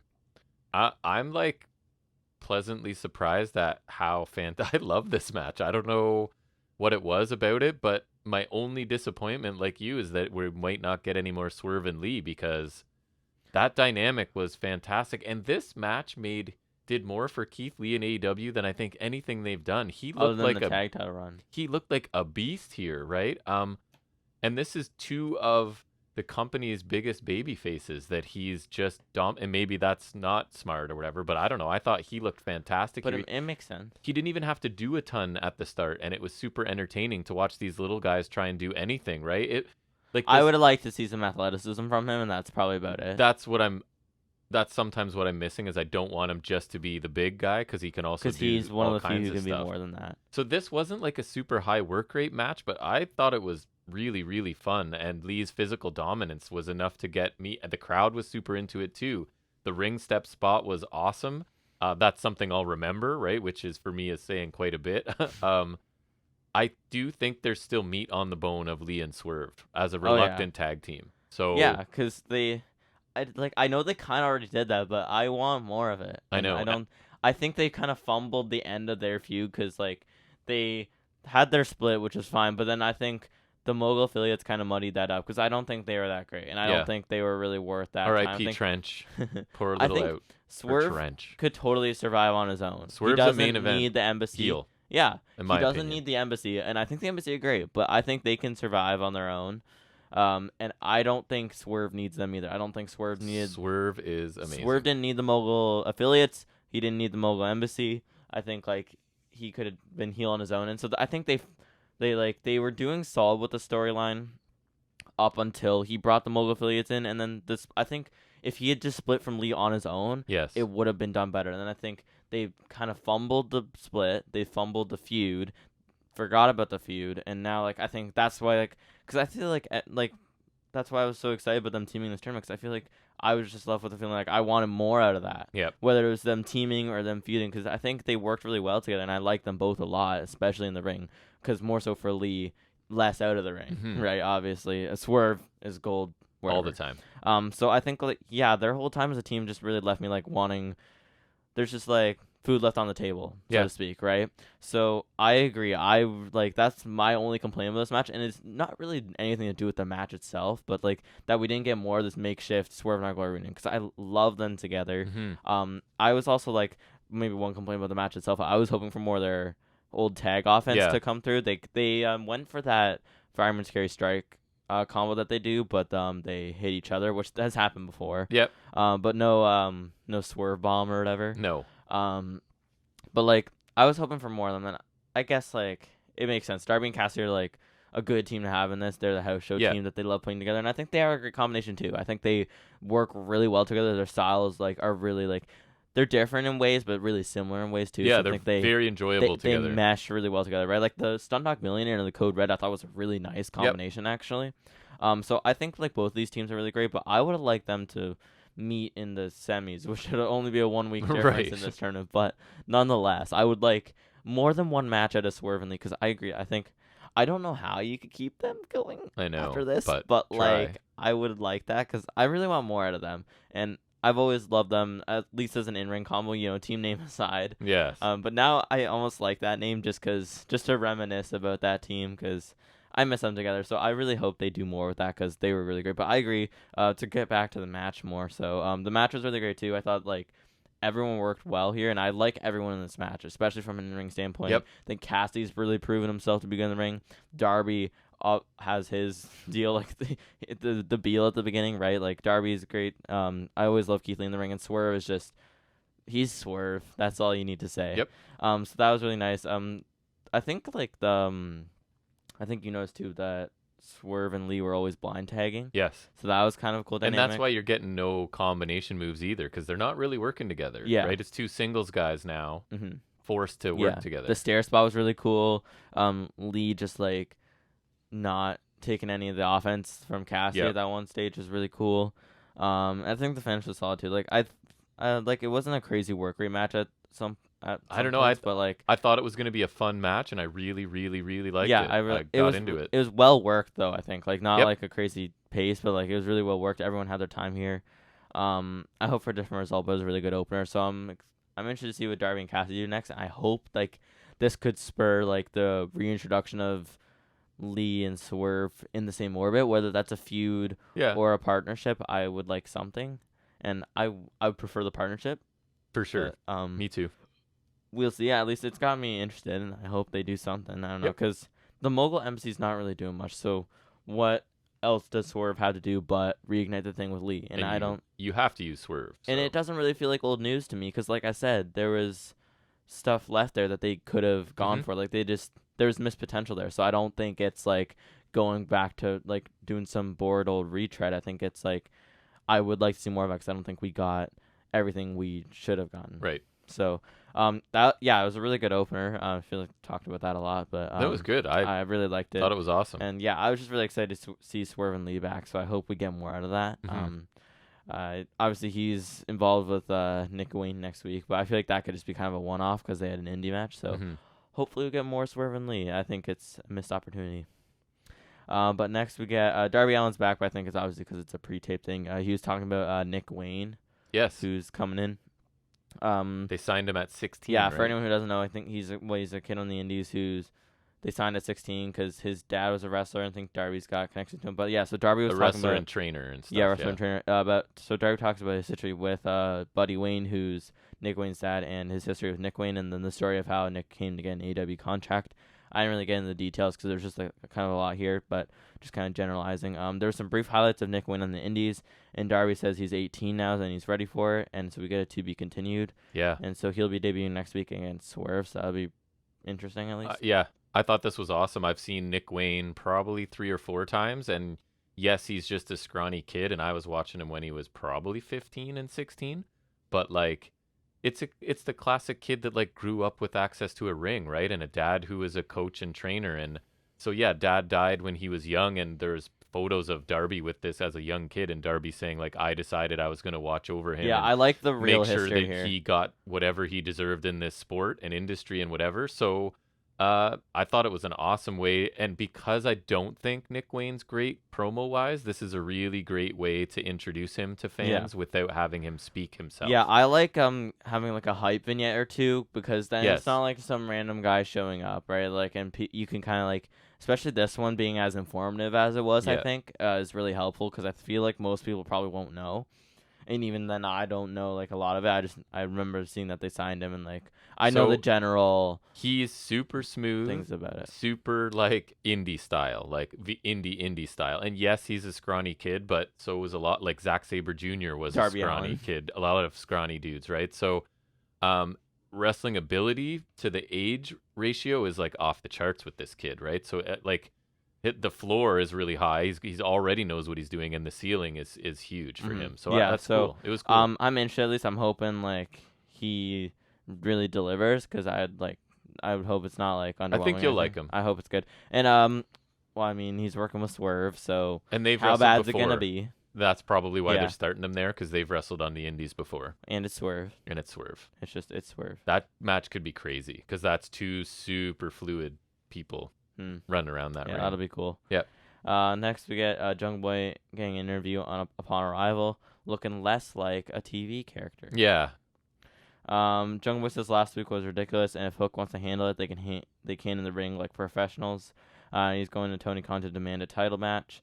Hook jumps Jungle Boy before he can leave, then Jungle Boy gets back in the car and escapes. I thought it was fine. I thought he sounded like okay again. I don't think it was bad. I kind of like that, like, he kind of keeps saying, like, they'll handle, like, professionals, and he's going to beat the crap out of Hook, but then he just kind of scurries off anytime he can, which is basic, but I think it works well enough for me. I guess, like, wanting to handle the ring can seem noble from his point of view, like, with the heel logic, but it can also be, like, that, like, you could look at it as, like, he's keeping Hook off his back till he's ready for a match. Mm-hmm. Like, it could seem noble, but also not. Yeah. And the only thing I really didn't like was he's going to ask Tony Khan for a match for a title that's not sanctioned by the company. Right. Like, I would understand if Tony Khan needs to clear the match itself, because obviously he's booking matches on the show. Yeah. But shouldn't the title match be up like, yes, you two are having a match. Whatever's on the line, that's not up to me. Shouldn't There's nothing Hook, I have. Hook should decide if the title's on the line. I have nothing to do with that. Yeah. Yeah, it's a way to further the angle with Jungle Boy and Hook. And he didn't have to talk as much as before, because I don't think that went well. So I thought this was a smarter choice. But, like, just pointing out, and I like Jungle Boy, he's gone from a feud with MJF to one with Hook, right? But I think they're just kind of backing him up to start with this heel and grow this character, right? So I was fine with it. Hopefully it works out. Yep. We got a quick recap of MJF and Adam Cole's history, and then we get a segment of them working out at the gym. So when they're in, Cole says he'll spot MJF, and he goes on his phone while MJF benches. Yep. Jeff makes a fat joke about Puff, who's working out, indie wrestler around here. Who we've seen, and I like Puff. I don't remember when we've seen him. We saw him he wrestled Aurora GCW. I don't think I was on that one. Nate was there. Yeah. That's right. You worked. Yeah. He's pretty good. He made a fat joke to Cole, which is kind of funny. And then Cole says you can't say stuff like that. And then they both say he reminds them of Tony Schiavone, which is pretty funny. Their shared hatred for Schiavone makes me laugh. Yeah. That was funny every time. Cole benches what MJF just benched, and then he says, "What's next?" Hopefully we get more then. Yep. I really enjoyed this for sure a little bit. Good for Puff as well, getting a little appearance. I made a note of that too. Good for Puff. Good for Puff. Absolutely. I hope we get more little bits like this. I thought it was really amusing. I love that the main bonding thing, the only legitimate bonding thing between them is that they don't like Schiavone. Right. So I thought it was a good start to hopefully more of these bits. I really liked it. I thought it was fun. I really like these all. It's fun, and it's this idea that each guy thinks that he's onto what the other guy's doing and is one step. Like, they're both aware that the other's not being sincere, right? So it's kind of fun to watch how they're going to navigate that and how it'll play out. And yeah, it's just a fun little segment on a 2-hour, generally pretty serious wrestling show. I think it's good. Mm-hmm. Yeah, I really like these. I hope we continue to get more. And that's what you were saying last week. They set up the opportunity to have several of these, right? Yeah. So, yeah. Next we get Daddy Ass and the Acclaim versus the Blade and the Bollywood Boys. Some would say Blade versus Blade. Yeah, I guess so. Iron sharpens iron. There's a Scissor Me Timbers to one of the Bollywood Boys. I forget which one. I know their names. I just don't remember which one was which. Bowens hits Blade with his typical strike combo. There's a Katara Crusher, one of the Bollywood boys from Bowens. Billy Gunn hit a Colossus Gervs here, so Excalibur said. I thought that was Billy Gunn looks humongous next to these kids. Then Caster picked up them with a mic drop. Harley Cameron said something about having a music video. I didn't want to recap it because it was horrible. So the only funny part was when she said, "See you later, Bowens." So I thought that was funny. Yeah. This was just a trio squash to get the Acclaimed on TV. I don't really have much to say about the match itself, but I actually think that Harley Cameron. So I'm going to make a comparison here to Kiana James, right? They're both being sort of given not great stuff to say. I think Cameron pulls it off, at least. Seems to have some talent to me. She's more believable in her ridiculous role here than I find, like, not to pick on Kiana James, but Kiana James as, like, businesswoman in NXT, right? And I think they're kind of comparable. So I don't know. Like, I don't care about QTV. I don't want anything to do with the group, but I don't think she's doing a bad job with what she's been given. It. No? I don't. But I think that's what she's... I think how she's coming across to you is how she's supposed to come across. I guess. Right? I would hope so. And in that sense, she's doing a good job. Yeah, her voice is pretty awful. Right. I think that's the point. I don't know. Yeah. I don't understand why QTV have an issue with the Acclaim, but it kind of sucks. Feels like a Rampage treated best, or more appropriately, something that would have been on Dark. Yeah, you know a group's not in a good spot where I'm disappointed. Like, oh no, the Acclaimed have to deal with them, right? Like, if you're dealing with the Factory or any of those, like, oh, you're in the orbit of those guys. You're like this is harsh, and I apologize, but it's like you're circling the bottom of the toilet bowl, right? About to be flushed down, right? You're at the very bottom in the same orbit as those guys. So I don't like the Acclaimed being involved, but maybe they just need something to do, right? I guess it's a win. Yeah, it's something, I guess. Next we got Moxley promo vignette. He was talking about how he's known Eddie Kingston since 2009. Says they've accomplished what they wanted to in this business, and he doesn't like how Kingston is always complaining about the next generation and stuff like that. And he says they built the next generation, and he ended up telling Eddie to answer his phone. Yeah, I really like this. I really liked it a lot because I think he's always pretty near flawless on the mic, but I like the added realism that's here. And it's like, Eddie, you always get in your own way, and if you just got out of your own way, you'd be a world champion. He said before too, right? which and I just like you're always finding something to focus on. It's the fans, it's the young guys in the industry, it's whatever. Just focus on your thing, and you'd be there by now. Yeah. So it's like begrudgingly offering him advice because he loves him at the end of the day, even though they're feuding and whatever. I love when they're in the same orbit because they have such a great dynamic that's just really grounded, realistic, and complicated. I think what you're saying is pretty spot on. So I really like it. I love the Mox's ending line that just like tell him to answer his phone. I like the simplicity of that. Yeah. I don't know. I really like it. And everything he's saying is completely logical. And it also explains like, I need to say it here in this interview because he won't pick up the phone and hear it from me. So maybe he'll hear it here. I don't necessarily want to air this publicly, but I'm trying to get a hold of him privately, and I can't, right? Yeah, I like that. Yeah, it's good. I look forward to a response from Kingston. Me too. Guess we might not get a lot of this. Because he's G1. Yeah, so right. We might not get a ton of this right off the bat. But they can let things linger. Yeah, They're good enough. Matt Hardy gets a tag partner for the thing. It's Jeff Jarrett. My second note, I put 2 notes. One, at least they learned from the mistake of not announcing the names drawn the moment they were drawn.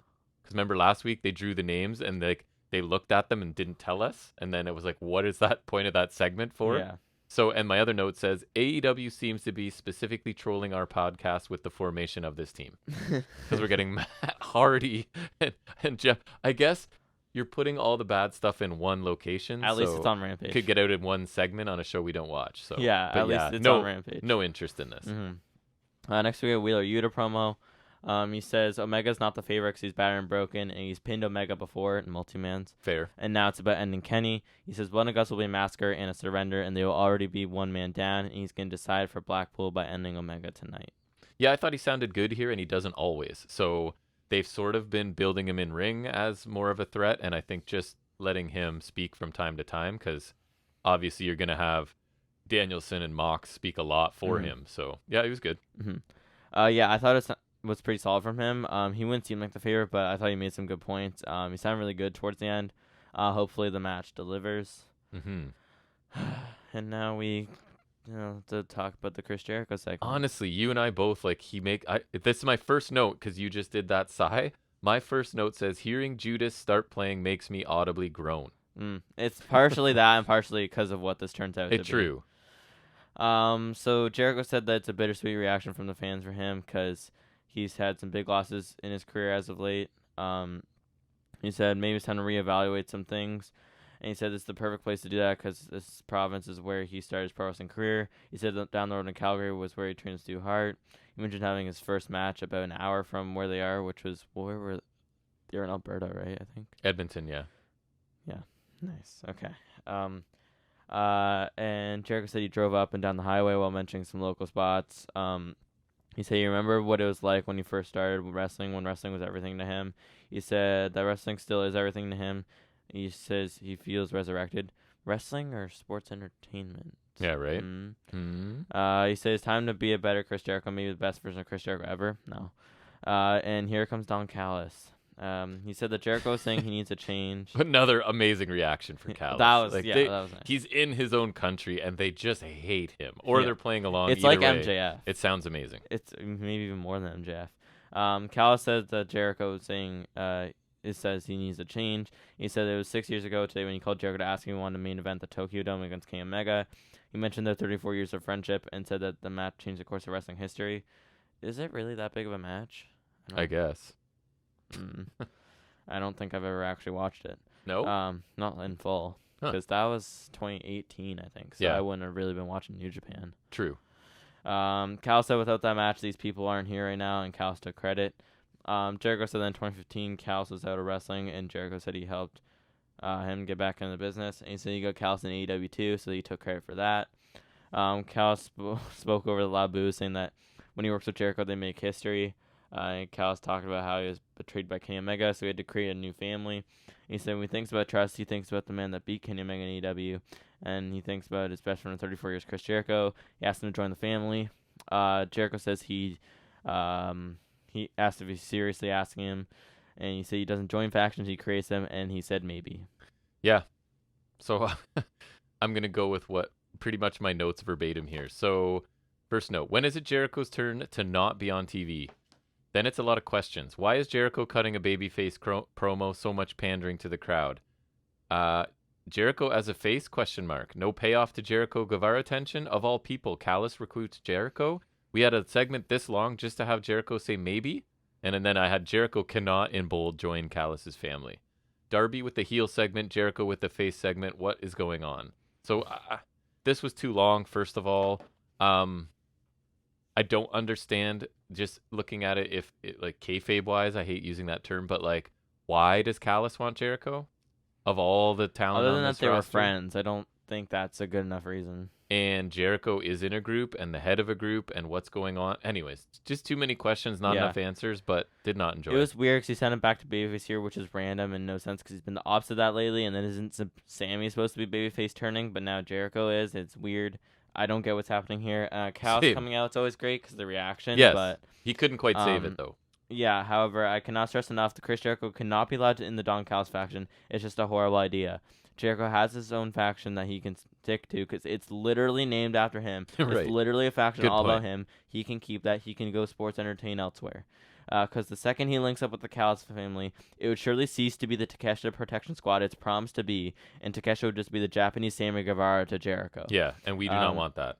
And I do not want that. Takeshita as the crown jewel of Callis family makes sense. It's a great concept. It's more interesting, and I love Takeshita. Correct. But Jericho going in there is not only unappealing, but it doesn't make sense and would throw that dynamic off. I'm going hard into this because it's like you wrote an essay on this. I'm reading this verbatim. I know you are. I'm dead set on protecting Takeshita. I would write an essay on this actually. I know you would. If you told me to, I would do it.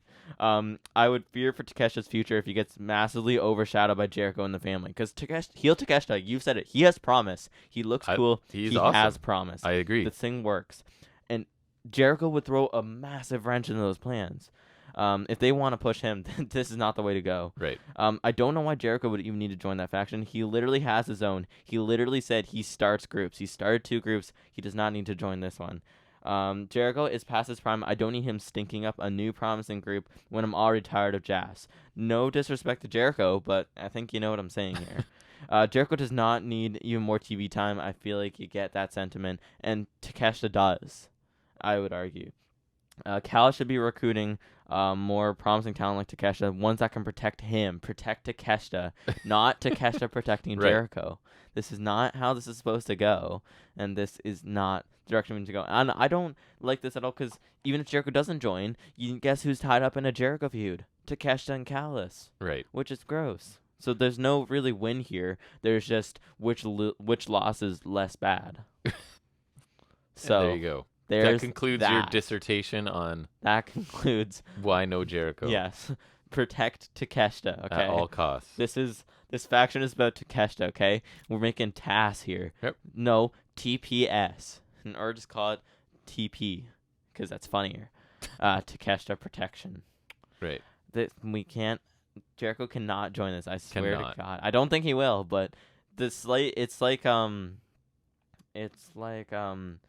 okay, you won't get it, but when I was watching Guardians 3, because, so Star-Lord used to, he had a relationship with Gamora, but then whatever happened, so then, and I feel they were teasing him, going for Nebula, which is her sister, and, it's you don't think they're going to do it, but the slight fear that they could do it is enough to, make me, right. just, the slight fear, and Hancock would agree with me, the slight fear of that relationship happening, because it wouldn't make sense, right? So the slight fear of Jericho joining that faction and just screwing everything up is enough to just be I don't want that possibility at all. That's fair.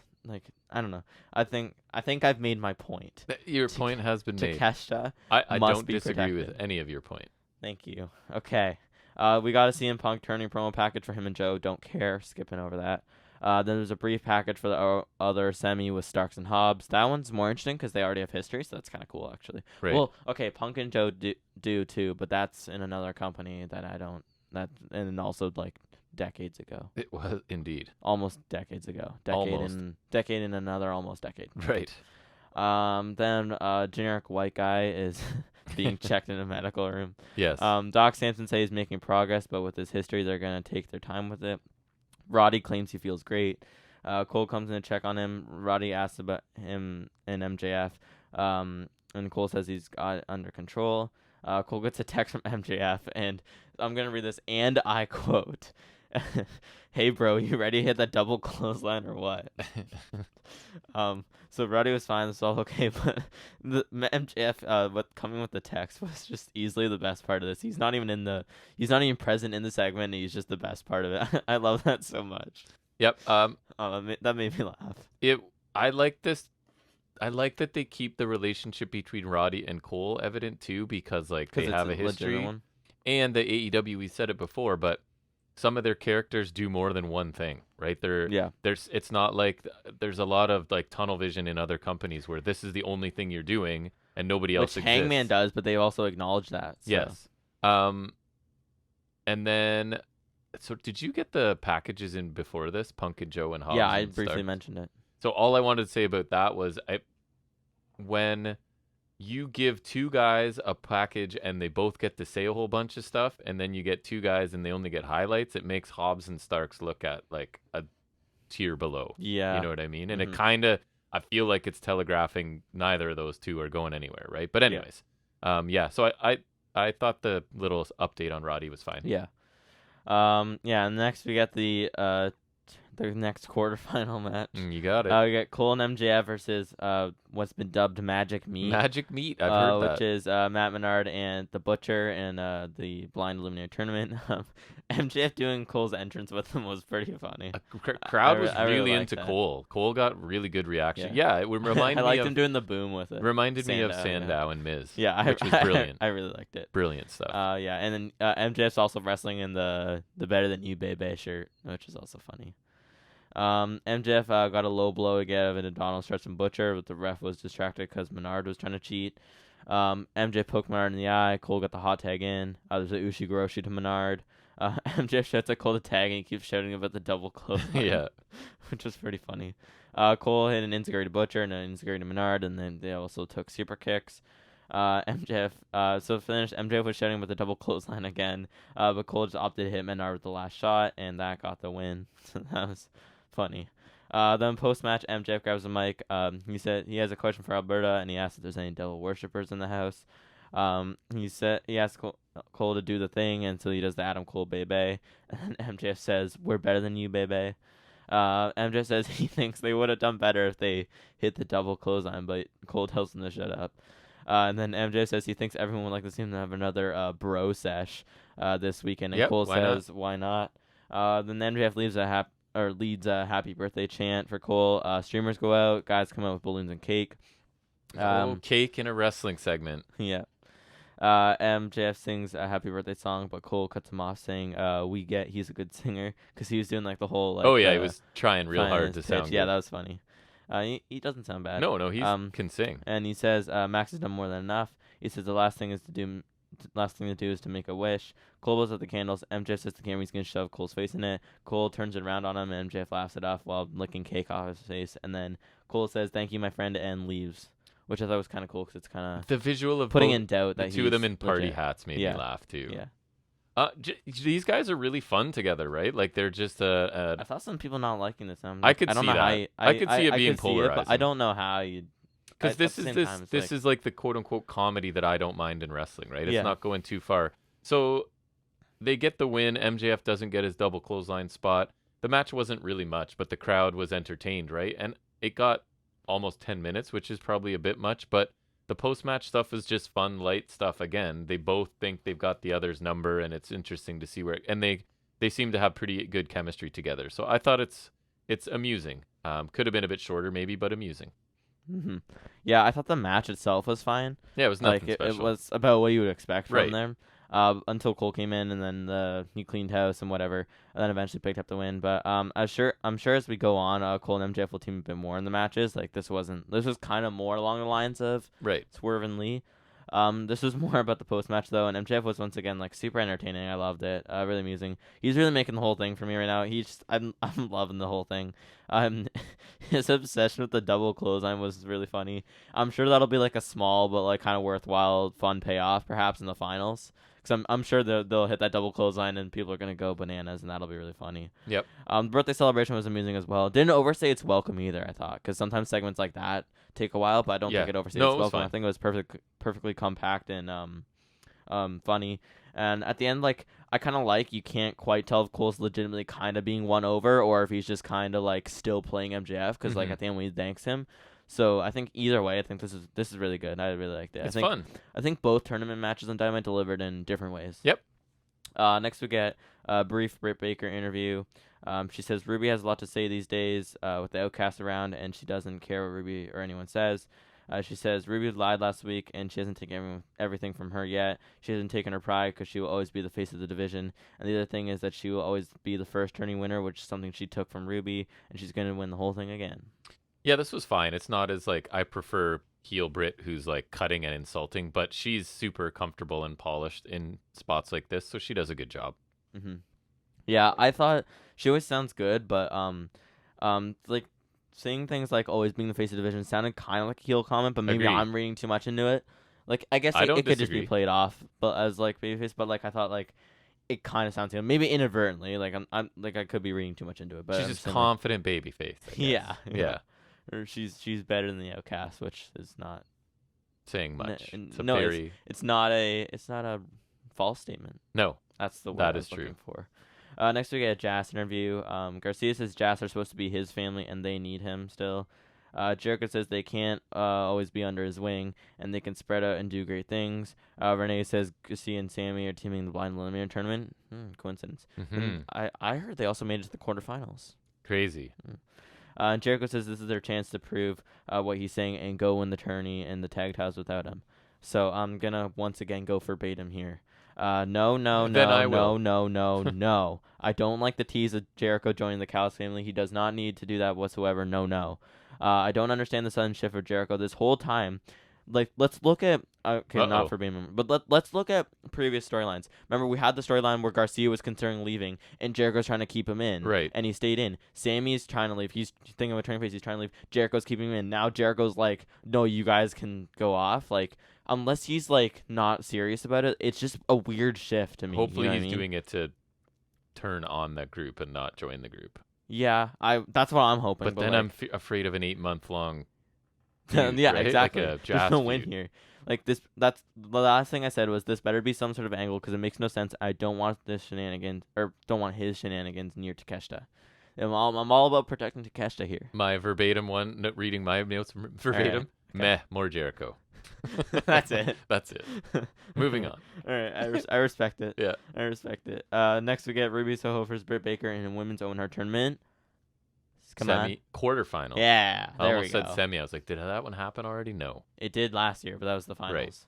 Which actually means something. We should do a 2-person tournament and say, "Oh, this is the finals of the tournament." Finals of the tournament. First round of the tournament. Oh, that's like that's what the 4-person tournaments are. It's like you start and like, oh, they've already made it to the semifinals. Every match is a 2-person tournament.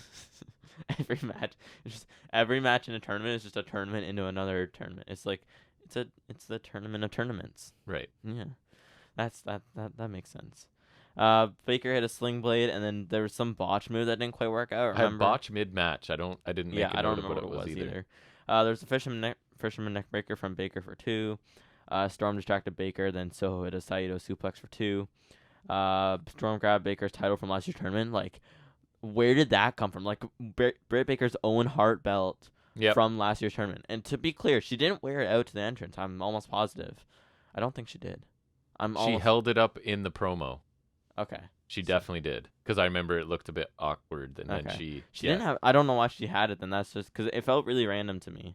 And so it sends Baker in the title in the corner when Sarah's distracting the ref. Then Soho falls with a riot kick or whatever she calls it for a near fall. Soho locked Baker in the lockjaw. Baker pushed off the ropes, counters into her own lockjaw. Outcast makes the save. Then Baker takes them out, but Storm interferes once more. Then Soho counters a roll from Baker and gets an assisted pin from the Outcast to pick up the win. Yeah, I thought there was some clunky parts to this. There was the botch to this. I just thought kind of slow and unspectacular. The finish was exactly what you'd expect from this. I have this predictable, lazy group. The best part for me was Britt kicking out after being run headfirst into the belt. That's where it got, like, people got into it a bit. I was hoping for more of these two because I like Britt and Ruby's capable, but I didn't think this was very good. I guess, like, Britt looks okay because she basically was taking 3 people on, but, like, this is just more of the same stuff. Right? Yeah, typically these two wouldn't be bad together, but it just seems like one of those nights where just something was off and something was missing. Just it didn't, like, completely click. Yep. They were just off here. Some spots were clunky. There was a botch or two. Then it felt generally slow, which isn't typically like them. And then this was like I thought it was a surprisingly like kind of bad effort from these two. I think they're definitely capable much better. And it was oddly lackluster, made worse by the constant Outcast interference. Like it just like they really spammed the interference. I would agree. Here's something Soho versus Sky Blue is better. Insert fake laugh. Ha ha ha. Ha ha ha. So yeah, that was okay. And then we roll into our main event, which is Kenneth Omega versus Wheeler Yuta. I think for the first time. So Yuta mocked Omega's taunt, and then he hit him with a suicide dive. He sent him in the barricade pretty good, I thought. Yes. Yuta was in control for a while, targeting the neck until Omega fought back with some jab shots, and then that slam dunk move he does. Which I think all the neck and back targeting is a callback to the driver he took at Forbidden Door, right? That would make sense. Where he got dropped on his head and neck. The greatest Tiger driver of all time. So I like that little detail. Yeah. Fisherman Buster from Omega for 2. There's a big superplex for 2 from Omega. He had a stalling dragon, I think it was, or like kind of the wheelbarrow kind of position, I think. Could be. I don't remember. Omega went for the one-wing angel, but Yuta got out and got in the seatbelt pin for 2. That was Omega cool. hit the powerbomb knee strike for 2, which was pretty nice. Love it. Omega lined up a V-trigger, but Don Callis makes his way to the ring. He was being held back by security, and with the ref distracted by Callis. Takeshita came in from behind with the Blue Thunder bomb, and then Yuta pinned him for a 2 count. Then the finish, Omega did eventually connect with the one-wing angel for the win, naturally. Yeah. Then Claudio ambushed Omega, and Takeshita joins in. Hung Buck come in with chairs to attack Claudio, followed by BTE trigger. Then Dark Aura stopped Hangman from hitting Claudio with a chair for some reason, and then just cuts out. Yeah. I don't know if that's on TSN or that's on AEW, but that's what we got. Right, that's all we saw. So you had Yuta had pinned Omega at Double or Nothing, right? So the matchup kind of made sense coming from there. I thought he pinned him on something else too, but no, I think it was just that. And then you had Omega's injuries from that move, probably giving Yuta the opportunity to be in control and like showcase himself, which I think is smart too. It's like he's facing a depleted Omega, so he can get more in than he might normally, right? And you get Omega picking up a quality win because Yuta's been booked pretty strong lately and battling through injuries and stuff for Omega. He looked great when he got control, and then I liked it because Yuta would still find a way sort of to attack the neck again. So I thought the last few minutes were really entertaining. A very good match. Not like top tier main event or anything, but like a very good match where everything made sense. And I thought the crowd response was pretty strong and enhanced it too. Yeah. So it was good. Yeah, I thought it was pretty good as far as main events go. I like the use of Omega's injuries from the rematch of the century, as I'll call it. I think the only major thing was his lacking like a bit of a main event feel, but like right. I like that Yuta's at least getting the spotlight because here on his own. So I think that's pretty cool and it's not a big deal. Yuta did well attacking the neck for most of the match, and then Omega fought back, and they had decent back and forth. I feel like it could have gotten a little more time, a little better with a little more time, but I thought it was good for what we got. I like Takeshita getting involved, even if Omega still got the win. I wish we saw the full post match because I feel like there's something we missed. Probably. And I don't know if it's because of TSN where we're watching, or if it's just like AEW cut off in general. Because it was a little overtime. Right. It was. That's they did what we saw, so we're gonna talk about what we saw. That's right. Overall, I liked the show. Really, really liked the opener and the main event. Didn't love a lot of the wrestling in between. But segments I thought were fun, right? The MJF Cole stuff was good. I really liked Darby talking about Nick Wayne. Even Darby's kind of edgy promo at the beginning of the show I liked as well. And the Mox Kingston stuff I really enjoyed as well. Trying to see, just scrolling through my notes here. The Jericho thing was a minus. The women's match wasn't very good.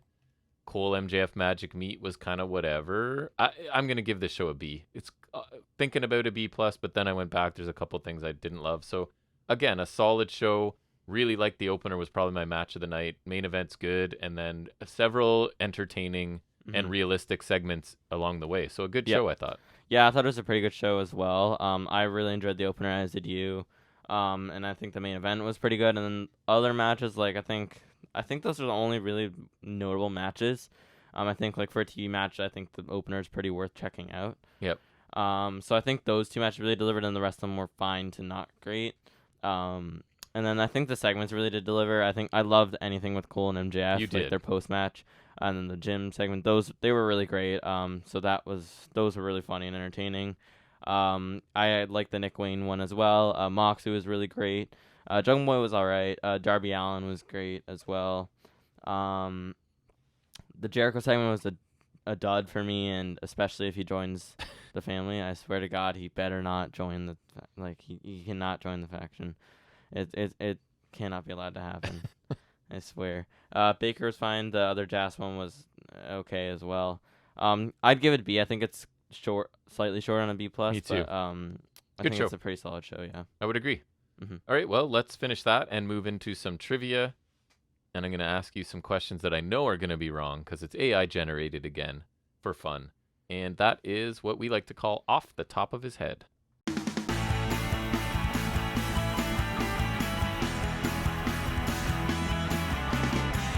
All right, so I asked AI to generate for me 15, I don't know why, just this came to my head and I wanted to do it, so I did it. Challenging multiple choice trivia to identify 15 WWE Attitude Era mid-card wrestlers. Just cuz I was feeling mid-cardish, and I wanted to limit it to an era because I love mid-carders, and then I wanted to limit it to an era. And a lot of these are not good, so this might not take long, but we'll see where it gets us. First question is bizarre. Ready? Which wrestler portrayed the character Al Snow during the Attitude Era? What do you want me to say? Do you want options? Leaf Cassidy, Al Snow. I know his real name, but I forget. So you're already too good for this. Your options are Mick Foley, Terry Taylor, Steve Blackman, or Bob Holly. No. Steve Blackman is there. So according to this, Steve Blackman played Al Snow. But Leaf Cassidy is more correct. That was his This one's easy. Who is known as the Big Valboski during Attitude Era? Venus. Or maybe Steve Blackman. I don't know. Awesome mid-carder. They got that one right. Which wrestler formed a tag team called the Headbangers alongside Mosh? Thrasher. Yes, very good. Who Ready? Another one like the first one. Who portrayed the character the Blue Meanie during the Attitude Era? I don't know his name. Is it Raven? Or Perry No. Saturn? No. Or Stevie Richards? No. Or Tommy Dreamer? No. Who do you think the AI thought it was? Stevie Richards. Right, because it's the closest affiliate. BWO. Right. Which wrestler was known for his European champion gimmick and the catchphrase, "Oh, you didn't know"? No. Go ahead. Okay, so Who are they referring to? Road Dogg, Correct. right? But he wasn't European champion. all right. He was Intercontinental champion, Hardcore champion, and Tag Team champion. Right. At most. So that's the point of this, is to get to your knowledge, to drill down. Who formed a tag team called Kai and Tai alongside Taka Michinoku? Funaki. Correct. They got that one Isn't too. there, what was his name? Mr. Yamaguchi-san or something? Yeah. Which wrestler portrayed the character Midian during the Attitude? Dennis Knight. So you want to get technical. So you go far. Or Phineas I. Godwin. So you. I think he's that one. Okay, so that's funny because both of those are correct, but not what AI said. So AI is giving you the choice of Viscera. Yeah, Viscera. That is I'm the taking answer. I'm taking R.I.P. Viscera. Draws, Savio Vega, or Phineas Godwin. So they had Phineas They there, had one. but that's not it. Okay. At least they had one. Who was known as the Pimp Father during the Attitude Era? Really? Yeah. I think his name's Charles Wright. It is also known as. So you could do Papa Shango, Kama, Supreme Fighting Machine. Correct. Or the Good Father. But not the Pimp Father. They went with the Godfather. But anyways, it's all the same person. But never the Pimp Father. No. Which You wrestler? said Pimpin' Ain't Easy. Which wrestler formed a tag team called Too Much? Actually, I make it harder. Tell me both of them. Who's Ryan Christopher and Scott Taylor. Correct. Well, they said Scotty Too Hottie, but I'll give it That's too cool, okay? Scotty Too Hottie's too cool. Scott Taylor's too much. Here's a hard one. Who is Okay. known for his unique character Gold Dust? Dustin Rhodes. Correct. Or Seven or Black Green. Who was Artist formerly known as in a Goldust. tag team called the Mean Street Posse? I want all the members. Was Pete Gas, Yeah. Rodney, and Yeah. Joey Abs. Correct. And they got that right, actually, too. They only wanted you to name one, but I knew you could do all three. Who portrayed the character the Sultan? Rikishi. Correct. Or Fatu. Correct. Which a wrestler was difference, known Fatu. for his hardcore antics and carried a mannequin head? Steve Blackman. You ready for your options? Yeah. Val Venus, Raven, Taz, or Billy Gunn? Okay, so I know it's Al Snow, but I'm going to go with Billy Gunn. No, Raven, Oh, but it was Al Snow. yeah. Who formed a tag team called the New Midnight Express alongside... Actually, can you give me both of them? It was Bob Holly and someone. Correct. I don't remember who the Oh other my one God, was. so we have to trust AI because they're saying... If I give you options, we'll see. Okay. Bart Gunn, Al Snow, Steve Blackman. Oh, it was Bart Gunn, I Okay, think. they said Bart Gunn. Hold on. I believe that's correct just because I actually lived it. I think it's right. I'm too. pretty sure that's correct. Yeah, it is. Okay, Which- that makes sense. I knew that, but I forgot. You already answered this one. Which wrestler portrayed the character the Good Father? What's his real name? Charles Wright. Yeah, Godfather, comma, Papa Shango. You nailed it. So not a great showing by AI in the mid-card stuff, but they got a few. Really weird one. They got a few. All right, so we'll go back into the week of wrestling, talking about what we watched, and from what we watched, what we liked and didn't like in what we call high spots and Restholds.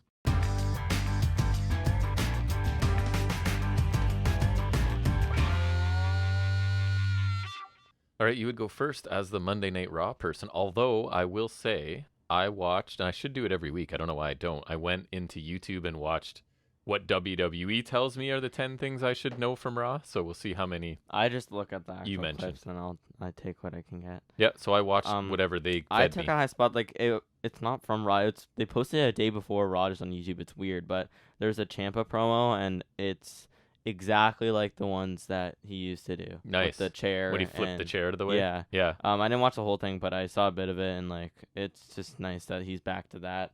Blackheart Ciampas, that's cool. And the Yeah. only one I have from Raw is I know what it is. Yeah, it's the Baszler and Rousey segment. It was good. Shayna sounded really good here, and her point of view is perfectly logical. Heel logic or not. Well, when the first thing she came out and said was like, I'm pretty sure I speak for everyone I say we don't want to hear you cut a pro. she actually got cheered. It was yeah, so weird. and that was the only But weird more than part. that, this actually felt like this genuinely felt like someone the spotlight I've wanted for her for 3 years. Yep. I've been campaigning for this for 3 years, and this feels like a potential start. It does. And I mean that genuinely, not just not hoping for it. I mean, I am, but it's just we were felt talking like about something. it before we started recording. It's unfortunate that it kind of feels like it's because okay, Rousey's on her way out. Yeah. So what can we quickly get some benefit? Oh, her teammate can turn on her, right? Yeah. Rather than like hey, you know who we should really build because she's freaking amazing is Shayna Baszler. Yeah, that's not where this is coming from. Probably not. The only nitpick I had is that like, because Rousey's rather unpopular, Baszler, the heel, is getting cheered. She is. Like, at least like a decent amount. And you can't which blame I find them. amusing more than anything. No. And Baszler also kneed her pretty good at the end. She did. That knee looked awesome. Baszler could win the feud to send Rousey packing, and then just have her run through the roster. Yep. And then, meanwhile, you build up a babyface, crazy concept. No. To beat Ripley for the title, and the Baszler is next up, because Right. Baszler's not beating Ripley. That would just be a weird dynamic, and it doesn't. Roxanne do the Perez right service. Baszler would be awesome. Mhm. Such like a small baby face. Like a Dakota Kai thing. Yeah. It'd be cool. Yeah. So I'm really excited. This seems like perhaps better things for Baszler. Should be. I probably shouldn't be hopeful again, but No. whatever. Just to get crushed. but That's how I do. we'll always root for Baszler. Yep. She's awesome. That is very interesting. And that's all I have for Raw. All right, so taking a look at NXT this week, the opener was underwhelming for me. It was, and I like both of them, Blair Davenport and Roxanne Perez, but things kind of felt out of sync right from the start on this one. There were some awkward things. Roxanne's dives really had nothing on them. I feel like that's been a thing before. I couldn't get into this, just even though I was interested in it on paper. There was something. The story was that Roxanne took a knee to the head while up against the steps and never really recovered. Davenport hit a Falcon Arrow, a bit of a rough-looking one for a near fall, and then 2 Kamagoyas that looked pretty good, actually. So she picks up the win after 12 minutes, right? So your opening match on NXT is longer than 3 consecutive PLE matches, which I think is strange. But anyways, these two have better matches in them. I was a bit surprised at the finish and how clean it was, because it was knee, and it's over. So I don't know. It looks like they have plans for Davenport, and I don't know what's going on with Perez, but it seems like she's been sort of slowed down a little bit. Something else I didn't think was great. Ivy Nile speaking to Mackenzie about the creeds. Oh, I thought that was being not focused. Good. I heard a bit of it. You didn't love it. For the loser leaves town match against the Dyad, Stratton interrupts her. I have you in this note. It says Stratton sounded good. Nile continues to sound really unnatural and uncomfortable. Brackets, even Jack said something about it. Yeah. Because you watched a bit of this with me. Highspot, and we mentioned it, kind of referred to it in when we were in the opening, and that was Baron Corbin pre-recorded package that I thought was really cool. So yeah. It was a pretty thinly veiled critique of all of the main roster characters that he's played for the last, I think he said 8 years. Aspects of them, like he threw the crown and the lone wolf jacket, and he was talking about like, what was it like? He thought bringing back like going back to his roots last week would help him out, right? But like he's gonna start fresh or something like that. Yeah, he's just burning it all down, and he's gonna rebuild. Hey, no. So it was something like he has money, fame, and the family, because there's little bits of him in a fancy house and stuff, like clearly living well, but he doesn't have the reputation he wants. He said he's been considered like consistent, safe, and good, but wants to be feared and respected, right? So then, he burns everything down in his furnace or whatever. Yeah. I really like this. Me too. I just kind of caught it, and I really liked it. Me too. It was interesting, and it makes sense. And I think it's like basically what I was saying last week. He could be a really convincing, dominant big man in NXT, right? He can be really useful in developing younger talent because they can wrestle an accomplished, experienced big guy, right? Because you're going to get a lot of that on main roster. There's big dudes there. So I think he can be super useful, and if it means he kind of resets himself and then goes back later, that's fine. Yeah, I like this too. Totally do that, yeah. I'm interested to see where they go with it for sure. I mean, like, as he's getting older too, they're going to run out of options. That's right. This is like, I mean, it's a good last effort to get him something. And it's true, he's made a ton of money and stuff, and he just has never been the man, right? And that's his motivation now. So it's cool, it makes sense. Another thing I really liked was Mustafa Ali taking on Tyler Bate. Started off slowly, built into a really good match, and the story of this was that they are just incredibly evenly matched and would almost go like move for move at times. It was kind of like, whatever you can do, I can do it too kind of thing, which was fun. And Ali's leaning into working as a heel here, and he won. Both guys were kind of standing on the ropes. Ali ends up crotching bait on the ropes and then absolutely nailed the 450. Yeah, it was kind of like one of those cheap, not cheap things. Yes. It's like, it's not illegal, but it's also not the most noble way to win a match, right? Yeah, so kind of like that. This got 14 minutes, and I thought it was really good and what you'd expect from these two guys. And Ali as a heel is interesting as long as it's like he has some character development and a reason for being a heel, not just like, even though he's not a foreigner technically, right? He's from like Chicago or whatever, right? But be a heel, but have some sort of reason for it, please. Yeah. Don't just make it that he looks like he should be in Vince's opinion. You know what I mean? After the match, Ali spoke to the camera saying he's challenging Wesley for the North American title at Great American Bash. Resthold, I think you saw this as well. Tatum Paxi and Kalani Jordan. I think in-ring debut for Kalani Jordan. Maybe a Nuss level up. I don't know. I don't know. So who's accompanying Kalani Jordan? An experienced veteran who's gone to the top and is now helping the young ones. That's right. And has gymnastic experience, right? So it's Dana Brooke with her. So this was only 3 minutes. I wasn't impressed. This is these are the matches that remind you, yes, this is a developmental company, right? Yeah. Jordan won with like not in a good way. A Stun Dog Millionaire, wasn't it? Yeah. And then Jade came out and she went with the move that Cassidy does like 3 times in a match. Yeah.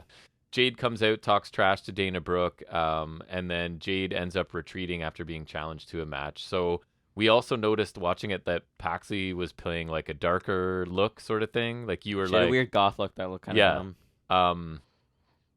And again, I think commentary keep trying to brand her as a powerhouse, and I don't think it's weird because she looks like pretty much anyone on the roster. Right. So it really doesn't work for me. Trying to tell us she's Jade Cargill or something is not really working for me. That does not work. Jordan, I mean, she's super young and inexperienced, right? So she's a gymnast, and that's kind of out of the Sol Ruka, where everything involves cartwheels and flips and whatever, and fine. But when she learns to wrestle, she might be cool. But for now, not great. Mm-hmm. I like the Chase U segment. I think you were there for that too. I thought it was fun. You had Andre Chase, who's back, right?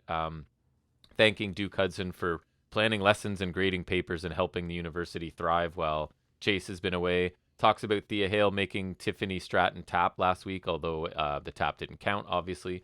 And about Gulak and Dempsey causing a distraction. And then we get the usual thing. A random student asks if Charlie would be guest lecturing, or Drew and Charlie would be guest lecturing, and Duke does the honors and yells and swears at the student, as Chase usually does. I think these are fun, right? There's a place for this type of stuff on a 2-hour wrestling show, and I think they do a good job, especially... Come a long way from kind of sucking. Oh, yeah. The core trio of Hudson, Chase, and Hale are all pretty good in their roles, right? And Hale's energy just amuses me in general. And I think Hudson and Chase can be a useful tag team to flesh out a division, right? And work against heels, get sympathy, the crowd's into it, never win, that kind of thing. I could see that happening. I wanted to ask you, because we watched this together, I think, right? What were your thoughts on the Underground match? Nah. I put it as a rest hold. It was... Yeah, I would definitely call it rest hold. I would say it was on the fence, but I wanted to talk about it, so I think I pushed it towards rest hold. I didn't love it. I don't think it was terrible. I don't think it was great. And I put the NXT extras, and I put in, because I think I'm clever sometimes, the nextras, I put, question mark. Surrounding the ring really annoyed me. You're allowed to think you're clever, yeah. Especially when you contrast them to the actual audience that's right behind them, not reacting. It feels like, and it felt like such a pandemic era thing, and that's because it was. Underground was pandemic era. You're it's right. Like, it's the fake crowd that overreact to everything. It's like every little move, they're acting like someone just broke their neck, or like just no. Cartoonish. Every move, they're acting like Kenny Omega kicked out of the one winged angel that one. While the actual crowd behind them watches like a normal wrestling crowd. Yeah, so that's the thing that was weird to me. There's a direct comparison right behind them, who are telling me this isn't as exciting as what you're telling me. Yeah, and it's not even like they had the fake crowd people because they were in it. Like, they just did it. They stripped down the ring and did it right there. So I don't know why they felt the need to do that, other than to make it like it was like a super kick show where you can go right up to the ring and there's no seats, right? Yeah, so it was weird. I didn't know why they brought back this match. There was a crazy spot in this where Kemp belly to belly overheads Thorpe from the ring like to the floor, which was really unexpected. But so lots of strikes, suplexes, powerbomb, and then a triangle choke by Thorpe. and then he just sort of starts dropping down elbows, and the ref ends up stopping it, right? This only was 8 minutes. And then I also thought Gable Steveson using his medal, like the Undertaker's urn, like just holding it in Thorpe's face to motivate him was silly. I don't know if I mean, I think you're right. That's what it's supposed to be. It's supposed to be like the kind of motivation thing. But to me, it reminded me of Jungle Boy talking about Hook dangling the title in his face. Right. And then Thorpe could be like, you're dangling your medal in my face constantly. Like, and something Steveson like that. didn't seem comfortable being the cheerleader and in Thorpe's corner either. So I wasn't impressed with him until after the match. I don't know what it was. One of the Nextras wanted to touch his medal or something, and he started suplexing. And dude, he's explosive. Like, I don't want to like him because of who he is and things he's done, but like those suplex were freaking impressive. I'm not gonna lie. Like, just the explosion off them. Yeah, they're pretty solid. I was surprised he didn't turn and join Kemp. I believe that's probably in the future. So I didn't love the match. I didn't think it was terrible, and there was some decent stuff, but I thought it was worth mentioning at least. And then a high spot, really quick segment. You liked it too, with Trick and Mello responding to Judgment Day. Yeah, basically inviting all of them to NXT and follow through. Thought they sounded good. They are good. And then my only note here says, ready? I'm putting you on the spot. Ask Jack. So summarize, if you remember, and tell me what you thought of the Stacks, Tony D, Joe Coffey segment. Do you remember? Yes. And what's the match that came out of it? What's the stick? Okay. Because this is how. Right. So as Canadian people, okay.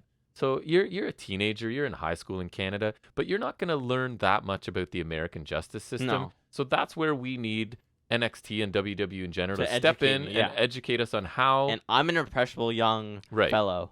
So you learned how American justice system works. Go ahead. Mm-hmm. Or at least like an option, right? Correct. Like, it is one of the avenues of the American justice system. One of the many avenues. Okay. So I think it was okay. What was it? It was so. Right, Stacks is talking to Tony D on like the prison phone thingy. Yep. And so he brings Joe Coffey in, and Tony's mad because it's like he thinks that Stacks betrayed him. Right, and why did you help Gallus? And he rolled in with audio of you saying you're the new Dawn, which didn't really get addressed too fully, I didn't think. But no, it's weird because he thinks he's turned on him, but like he hasn't, but maybe he has. Right. I don't know. And so Stacks has struck a deal with Joe Coffey. As you do. So if Stacks beats Joe Correct. Coffey in a singles match, then Tony D is freed from prison. Charges are dropped. Charges are completely dropped. And no lawyer they get insight. a title match. Right. Yes. So there's that. So really just a win on all fronts there.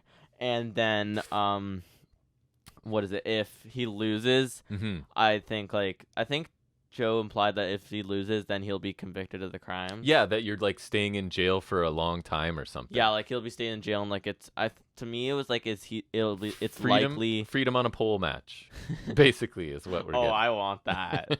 That would be so much better. I think like it's if Joe Coffey wins. I think it was like he'll be there for a long time. I think it was implied that like he'll probably get convicted. Right.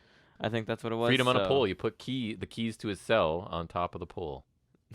Right? And either he gets them and lets himself out. Like, I don't know if you do legal documents or something. Like, but yeah, this is no, how... you do like the charges you put all the charges in a legal document and you hang that. So I didn't know this is how it worked in America, that you can set up a fight for your freedom from. Yeah.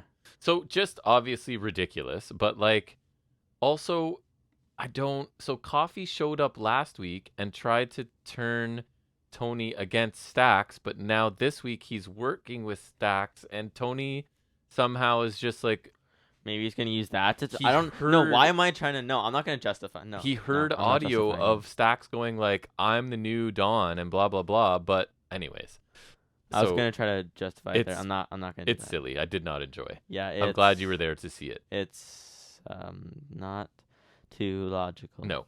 I actually liked a JC Jane match, and she was taken on Valkyria. I think this is where I left. You did. I thought this was a good 9-minute match. Essentially, a lot better when Valkyria's on offense. She won with a jumping kick to the head and the Black Mass, which she doesn't always nail the Black Mass, which isn't my favorite. You know who does? Yeah. But Valkyria is a really fluid athlete, and she's really easy to watch. It's hard to explain, but like, maybe not to this level, but we talk about Swerve. He just kind of moves differently. Yeah. And like Nick Jackson has moments where he does it too. And to his credit, even though I think he's really boring outside the ring, Blake Christian as well. they just move differently. And Lyra does that. She's really cool to watch, but the character needs a tweaking, right? The bird lady or whatever it is not doing it for me. But she's one of my favorite in ring in the women's division. So she picked up a win here, which was good. I thought the match was decent. And then poor Kiana James, another weak story for her, I think. So this week it's Gigi Dolan trashed Kiana James' office in retaliation because remember James dumped paint all over her in the ring last week. Oh yeah, how could I? That's like that would have made me laugh if it was in 2.0 because that would be pretty. It would have fit. It was the right paint. Yeah. So James is obviously furious, walks into her office, and Gigi left a note saying that she can't outrun her past. So I groaned watching this, and something about the tone of this bothers me. I can't explain it, but it's the tone a lot of stuff, or some stuff, maybe not a lot, isn't fair, that NXT segments have, and I don't like the feel to it, and this was one of them. And I don't know why they keep saddling Kiana James with this stuff, but anyways. Highspot, Von Wagner, warning. Highspot Von Wagner 2 weeks in a row. Warning. Did you see this week? He just killed Javier Bernal, basically. I saw that. I think I saw the clip on YouTube. I didn't watch it, but I saw that was. Unless I'm wrong, and I don't think I am, by far the biggest reaction to anything on this show to this point. The crowd loved this and went bananas when he powerbombed Bernal through the announce table. So I don't know. Maybe they found something with Von Wagner, but the crowd loved him, and I've liked him for 2 weeks now. And I like the last high spot was the good main event with a surprise finish. I did get spoiled on it, but I was still surprised when I was spoiled on it. And that's the Creeds ended up losing their match to the Dyad and are going to have to follower. Right. So the Creeds just continue to do crazy athletic things. I showed you Brutus nailing AJ Styles style 450, right? You had the usual crazy British, suplexes from Julius. Remember, you watched the one-legged kip up by a 240-pound man. That's pretty crazy. So the finish for this, Ava gets into the ring. Ivy goes after her to sort of take her out. And then a guy who we don't know, and they keep telling us they don't know, with a hood and a mask comes in on the apron and headbutts Julius with their mask of death that these guys seem to have. It just kills people. Yeah. Ref's distracted by this, while this happens. So the Dyad don't even win with their cool finisher. It's just a double code breaker, right? And they pin Julius after 18 minutes. So the Creeds, I guess, have to go to main roster, right? So fantasy book them, mouthpiece for them. They come in as heels and immediately feud with the Usos. And you're just Who's mouthpiece? Somebody. And you're just like, these guys are top bananas right away. They don't need to talk. We got someone to talk for them. You suggested someone, I remember. But they're like Team Angle. Heyman? No, Heyman ends up splitting with Reigns and brings these guys in. Wrestler, I thought. Oh, I don't know. LA Knight? No. But I think you bring them in as heels and just silent killers, right? They have freakish athleticism. They have their amateur background, blah, blah, blah, like Team Angle. All right, Impact quickly. Kaz and Eddie Edwards had a rematch in an opening match. It was 11 minutes. It was good. Edwards ended up winning this one because Alicia came in with a kendo stick, and it's going to lead to Tracy Brooks coming for the rubber match they're going to have to keep her eye on Alicia. Good match. Solid wrestlers there. Leo Rush and Magnus interacted, and I liked it because it was basically them agreeing to only work together long enough to get rid of the machine guns, because I'm not a huge Magnus fan. I do like Leo Rush, so I was just personally glad to see that Leo Rush is going to sort of go and do his own thing after this, probably. Waste of a tag team match. You had, I didn't even write who it was. It was Swan and Callahan taking on Champagne Singh and Mahabali Shera in 3 minutes with a kick to the head and cactus driver combination. I saw that was on. I thought that was weird. Seemed kind of pointless. I think they're just trying to, because they did do a thing not long ago where Swan and Callahan do have history together, and I think they're just trying to put them together. Unfortunately, I didn't love Dirty Dango's segment this week. He kind of went too far into I hate wrestling, and I haven't watched anything since the 90s. Santino's a one-hit wonder. Now he's involved with Heath, telling Heath he's never going to hit his finisher on him again, et cetera, et cetera. I've enjoyed what he's been doing lately, but I didn't love this one as much. I thought he was leaning too far into the behind the curtain stuff rather than just being I've made a ton of money and I'm happy to be on this roster because they're paying me. That's what I enjoyed, not the here's all the inside wrestling references. I thought there was a good, quick match in the middle of this show. Alan Angels, because he's kind of at odds with the rest of the design, right? Took on Jonathan Gresham. So really good action. Both these guys are good. Diener gets in Angel's face near the finish again, and Gresham hooks on a painful-looking octopus. Angels taps after 10 minutes. And then Angels goes against Diener's orders after the match and shakes Gresham's hand. So it's still just copy and paste design stuff. It feels really stale. They just need to let Angels get out of this and dissolve the rest of the group. I thought they had potential right at the beginning, but clearly they don't. I thought Deonna Purrazzo and Trinity had a good interaction. Trinity was annoyed because Purrazzo took so long to come and help her last week after Trinity had helped Purrazzo before that. And Deonna, while claiming that she wants Trinity at 100% for the match, and that's why she came out to help her, Trinity's more like, I think you took so long so that I'm not 100% for the match, right?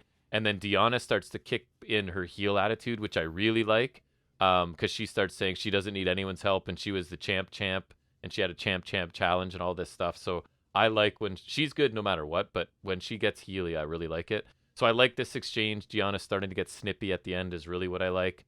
The super confident heel champion. Big rest hold.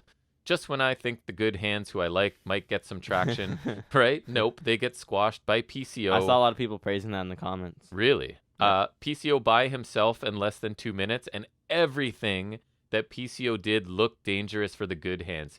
He had a deanimator to Hotch on the apron. That's okay, though. They're good hands. He had his PCO salt for the win. And so either PCO or someone he wrestles are going to get hurt really soon. There is no grace to his high-risk stuff. He is simply allowing gravity to do the work, right? And it's going to end poorly for somebody. And then if this embarrassment wasn't enough for the good hands, Hotch also has to take a beating from Scott D'Amore, actually a pretty good-looking Sky High. And just I thought that good hands were getting some positive attention as a tag team. They get buried here. You thought wrong, sir. So Macklin and Bully Ray come out with chairs, and they handcuff D'Amore to the ropes, drag PCO. Oh, yeah. Remember you saw this too?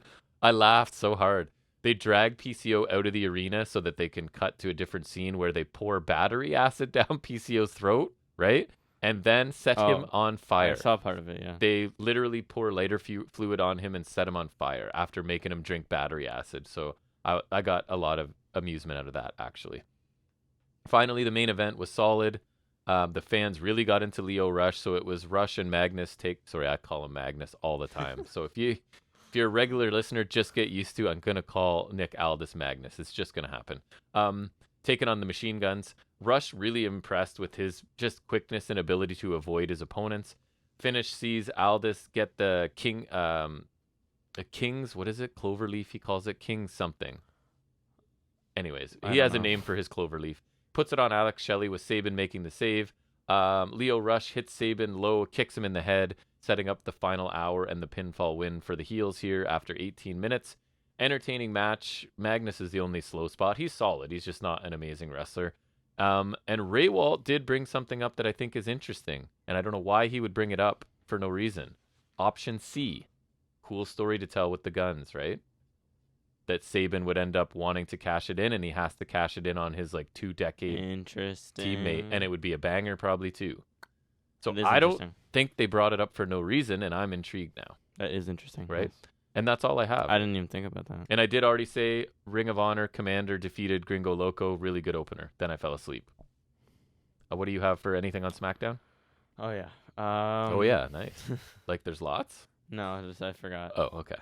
The only high spot I have was the Bloodline stuff on SmackDown. I saw little bits of the Tribal Court. Yeah. And then Reigns and Solo being on the Usos. What I like the most is Jay coming back later in the show, taking out Roman Solo, being Solo out with a chair. Yep. Then challenging Roman. I hope they do that match. It would be a great full circle kind of thing for the Bloodline, which I already mentioned, whether Jay wins or not. Right. It'd just be kind of cool to go back where we began. Yeah, full circle. Mm-hmm. Almost 3 years later. Plan and write things. You can do good work. Mm-hmm. Crazy how that works. Well, I don't think they planned the end game. They kind of figured it out. I think they planned to a point, and then it became this is where we go now. I think which is fine too. That's a viable option. I don't think that's terrible. Then I had 2 Restholds, one of which was AJ Styles versus Karrion Kross. You know the drill. Please tell me Styles won. I think so, but I just wanted to be mean In to Karrion Kross. general, just get a shot in at Karrion Kross. Yeah, just take I get it. another pot shot at him. And then another one was LA Knight taking a Hit Row in a digital exclusive segment. Hit Row still exists. Yeah, what a waste of LA Knight. Yeah. At their MSG show. Punished for getting over, bud. I don't It's like very saying that because possible. it's such a like WWE hater thing to say, but it's true sometimes. And I hope it's not for him. I don't want to jump to conclusions yet, but I think we're starting to kind of teeter in that direction. And no, he's not too old, but yes, he is too old if you're going to like do nothing with them for 6-7 years, right? Yeah, then you have to like you don't have that. The clock is running on him, Mm-hmm. right? Yeah. But anyways. Which is why they went with the young up-and-comer Damian Priest. Right, right. Anything else? No. All right, and you said there's no new figures to discuss today? No, not really. All right, so that's going to bring us to the end of episode 155. We'll be at 3 years next week, so I don't know if we're doing anything. We'll think of something. We always discuss it, but never come up with anything. But anyways. I don't know if we did last year. We really appreciate you listening to us talk about wrestling. Any time you spend listening to us is much appreciated.